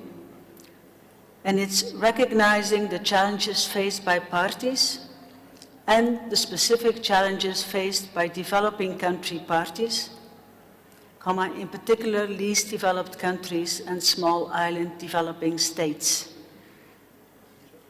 So that sentence would then also be used in the other document you referred to replace the current sentence. Would you like me to go to that as well or repeat the sentence? If you could repeat the sentence, we'll do one item at a time. So we'll do the strategic plan, then I'll move to plastics, and we'll take them separately. So if you could repeat the sentence, yeah, thank you. Sure, my pleasure.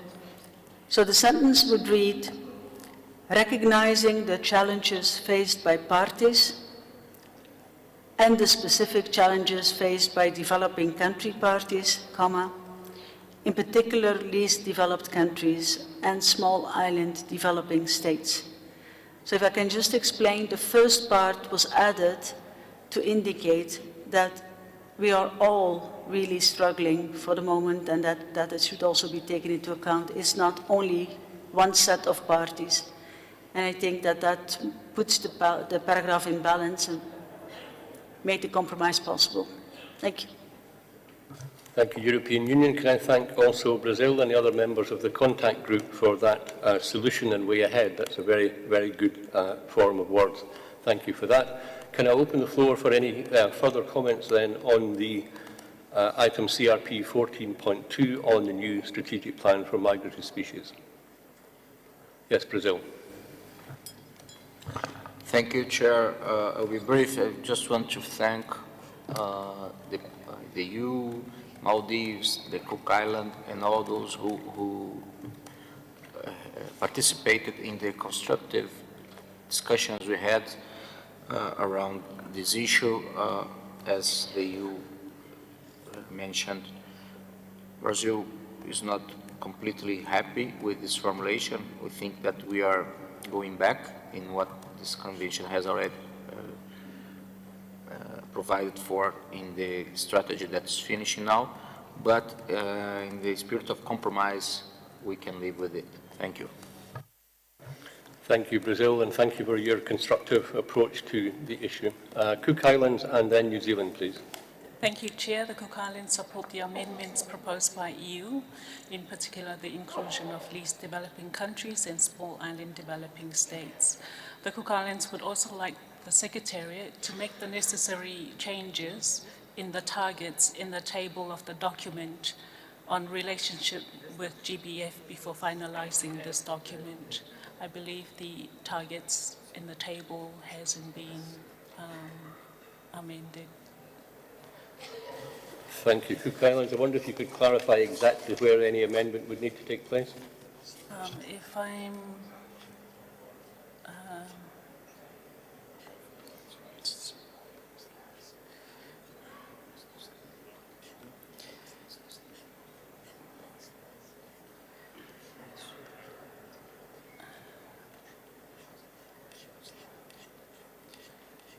What I'll do, Cook Islands, with your agreement, is go to New Zealand, and then I'll come back for your possible insertion. New Zealand, please. Thank you, Chair. I'd like to express my thanks to the entire working group for their constructive engagement on this issue, but particularly the EU and Brazil for coming to this compromise and for their constructive engagement. I know it was a particularly difficult issue, so appreciate the resolution that has now been found. So from the perspective of the chair of this working group, I'm very happy with where this has got to and really looking forward to formally agreeing this robust strategic plan for migratory species later today. Thank you. Thank you, New Zealand, and thank you once again for your excellent work in chairing and leading this initiative over recent times. It sets the convention up for the next 3 years, and that's very, very significant in terms of the profile that the convention now has, so thank you. Cook Islands, could I ask if you clarified any points?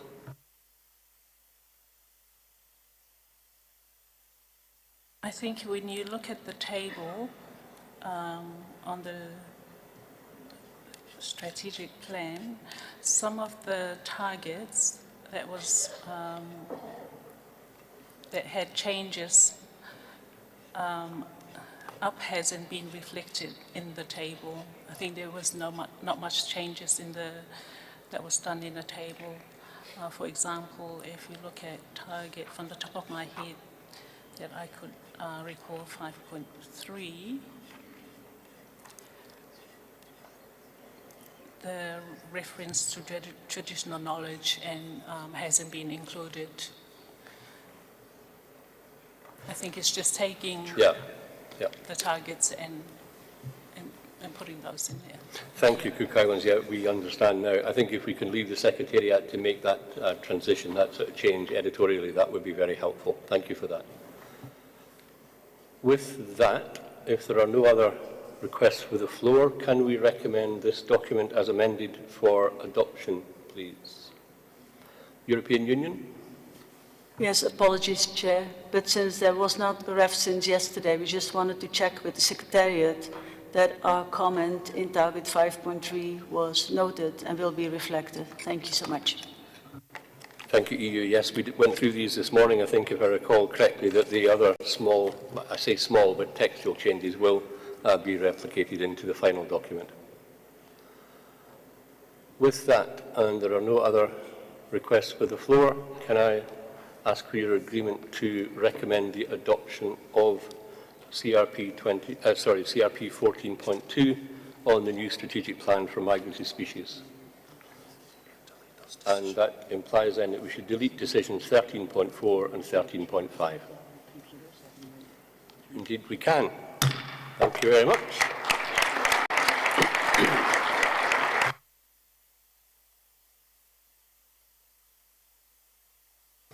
Let's move on then to the final CRP, which is CRP 30.4.5 on the impact of plastic pollution on aquatic, terrestrial and avian species.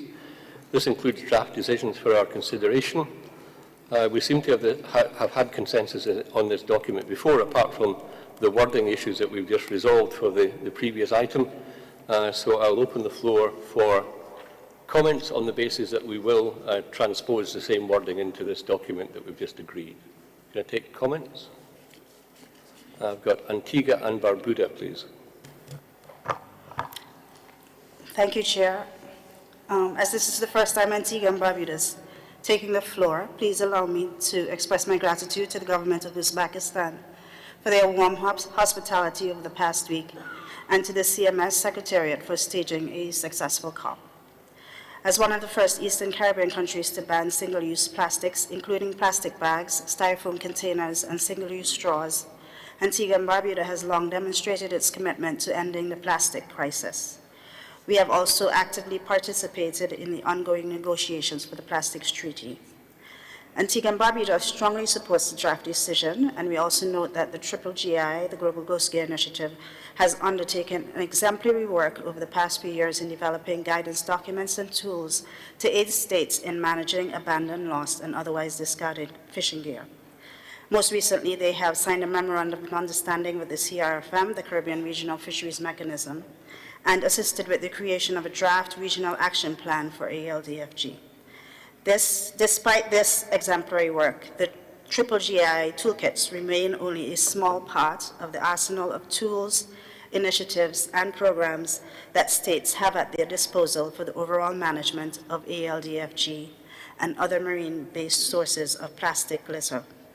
This includes the ongoing FAO Global Assessment of ALDFG, the FAO Voluntary Guidelines on the Marking of Fishing Gear, the Glow Litter Partnership, which is a partnership program between the FAO, the IMO, and the government of Norway. And with this in mind, Antigua and Barbuda would like to recommend the following change to draft decision 14.AA, subparagraph C, so that it would now read, I'll read it through and then I could go at dictation speed if that's okay. Engage with the Global Glow Scale Initiative in line with the recommendation contained in Resolution 12.20. Implement strategies to increase gear traceability through the implementation of fishing gear marking schemes in line with the FAO voluntary guidelines, and participate in the ongoing FAO global assessment of ALDFG. Should I take that at dictation speed now? Thank you, please, yeah. Okay, so following from the resolution 12.20, I think up to that is the same. Then to add the following words: implement strategies to increase gear traceability through the implementation of fishing gear marking schemes in line with the FAO voluntary guidelines, and participate in the ongoing FAO global assessment of ALDFG.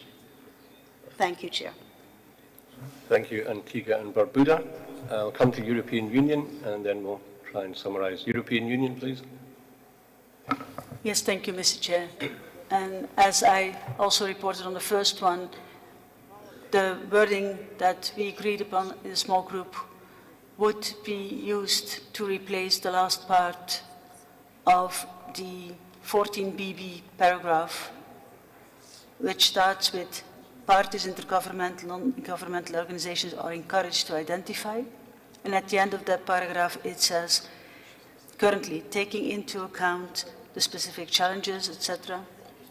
And the group agreed to replace that sentence by the sentence that we just put in the preambular paragraph to the strategic plan. So it would read, recognizing the challenges faced by parties and the specific challenges faced by developing country parties, in particular least developed countries and small island developing states. Because we realized we could just use the same language. And with that, I would also like to very much thank everybody who participated and showed their flexibility on this very sticky issue. Again, our thanks to them. Thank you. Thank you, European Union. I don't see any other requests for the floor, so can I ask you to...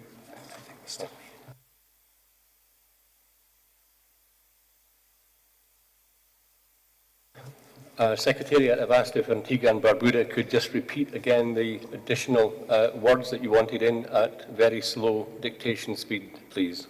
Thank you. Yes, I can do that, Chair, in 1 second. Okay, so everything up to resolution 12.20 is the same, and then I would add the following sentence, the following: implement strategies to increase gear traceability through the implementation, I realize now that I have implement twice, but of fishing gear marking schemes in line with the FAO voluntary guidelines, and participate in the ongoing FAO global assessment of ALDFG. Thank you, Antigua and Barbuda. With these additions to the document, Can I ask for your agreement to recommend for adoption?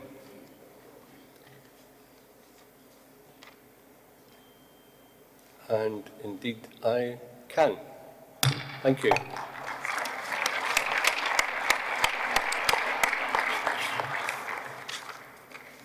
We now have one small announcement from the Secretariat, please. Executive Secretary.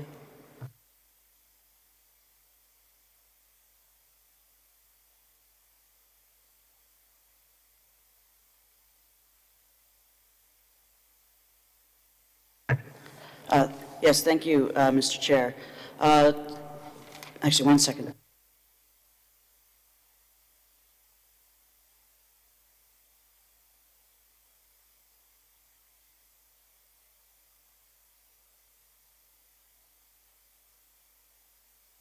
Okay, thank you very much. Okay, so following the discussion on the budget item, which was CRP 13.2, in processing the document, we realized, and I deeply apologize for this, everything was fine except we had uploaded one incorrect attachment to the document, and that was the staffing table, which is obviously important. So we're just fixing that. We're going to upload that as a Rev 2 to the CRP, and the only change in it will be to add that 0.5 G5, which was agreed, and it should be corrected. So in consultation with the chair, this will come up. It's not going to be reopened here, but in the plenary, when that item is taken up, it will be there as the new document for consideration and any comment if there is, and then hopefully approval. So again, apologies for that. Those of you in the working group know we've been short-staffed on this document, and I'm glad to say that we've caught it and corrected it, so you'll have the correct numbers very soon. In fact, it'll be immediately posted after I push my mic off. Thank you. Thank you, Amy. I now believe we have concluded all the work of the Committee of the Whole. I will pause at that point, just in case anyone thinks there's anything further to do. I have checked with Secretariat, and we have concluded all our work in terms of resolutions, drafts, and in terms of species listing proposals. So can I thank you for your involvement and inclusion in that. I'd like just to conclude the Committee of the Whole by making a few notices and sort of statements. First of all, dear distinguished delegates, friends and colleagues, let me begin by thanking the government of Uzbekistan for hosting such an outstanding conference and for their support in making the work of this committee so seamlessly. It's been a pleasure to work with them. Thank you all also to the technical services and interpretation.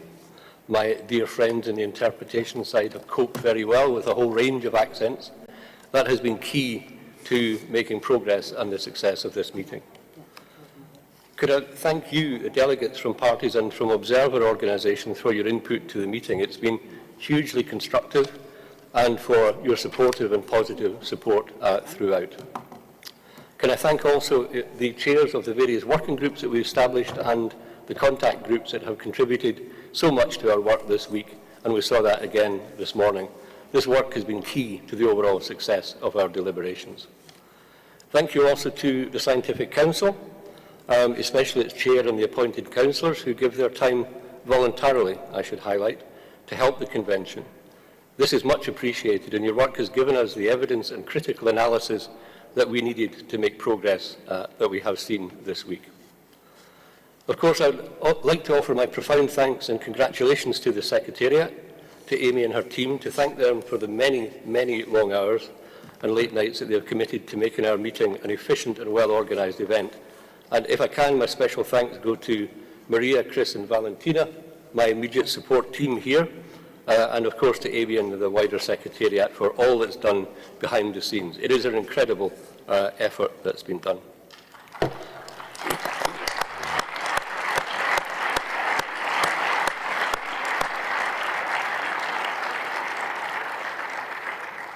I'd like also to just reflect briefly on my time attending CMS COPs.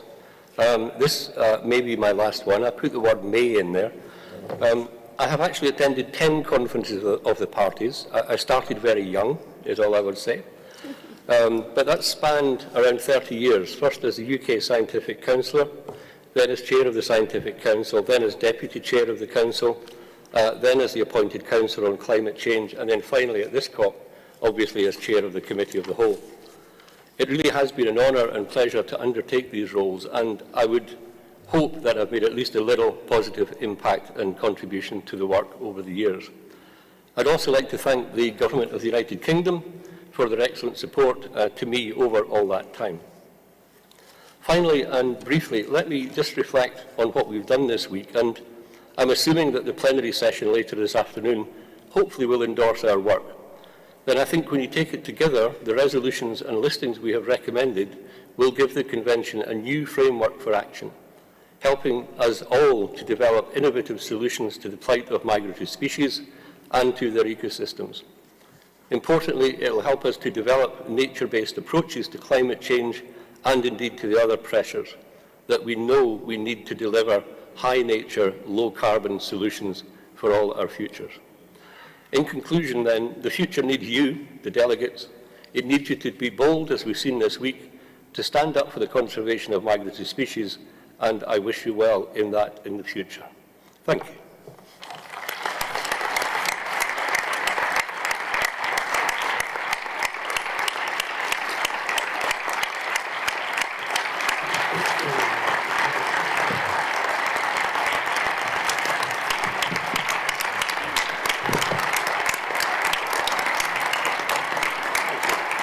So I'm going to say something though before you close.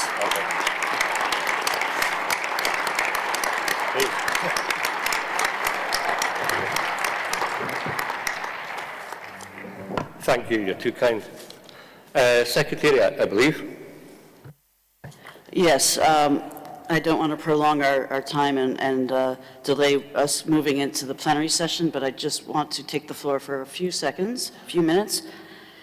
First, because usually in our history of our convention, the hard work is now extremely advanced and hopefully nearly completed, and when we get to the plenary, it's more of the joyous moment when we can gavel and adopt. So I wanted to first also add my thanks here in the Committee of the Whole, first and foremost to all of the parties here who have been working long hours, bringing your positions, working together, finding solutions, and supporting the work of the Secretariat in these incredible results that you've been through with Colin's leadership as the chair. I want to thank all of the members of the Secretariat, particularly Maria, who's been the Secretary of the Committee of the Whole and organizing this whole COP, Valentina and Chris, who've been up here day in, day out and guiding all of the ins and outs of the document flow, how to manage situations, and many, many things you're not aware of from behind the scenes. I also just want to say a word before we say goodbye to Colin, and I'm very happy to hear him saying, maybe.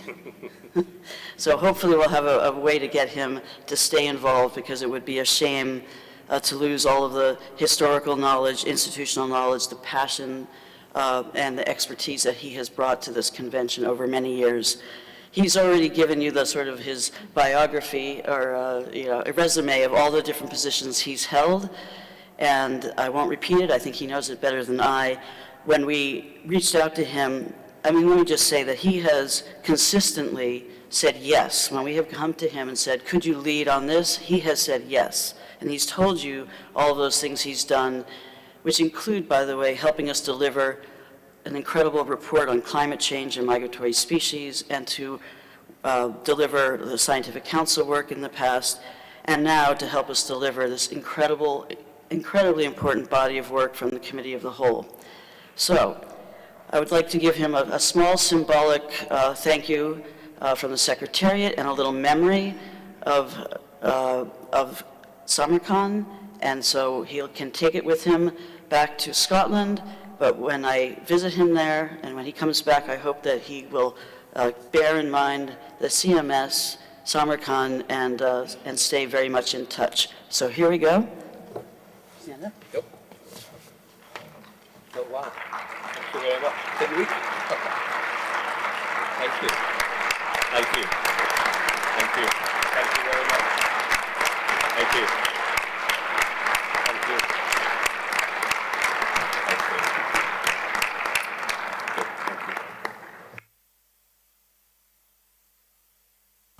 Thank you very much, Amy, Executive Secretary, and thank you all for your great support through this week. I think it only remains for me now to formally close the Committee of the Whole, which I will do now. Thank you.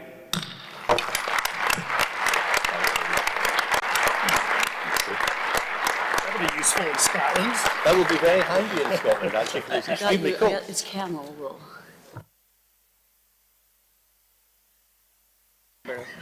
I'm told it's made from camel wool, which is extremely warm, and as many of you know who have been to Scotland and Edinburgh, it's rather chilly. So thank you again very much. It's perfect. Thank you.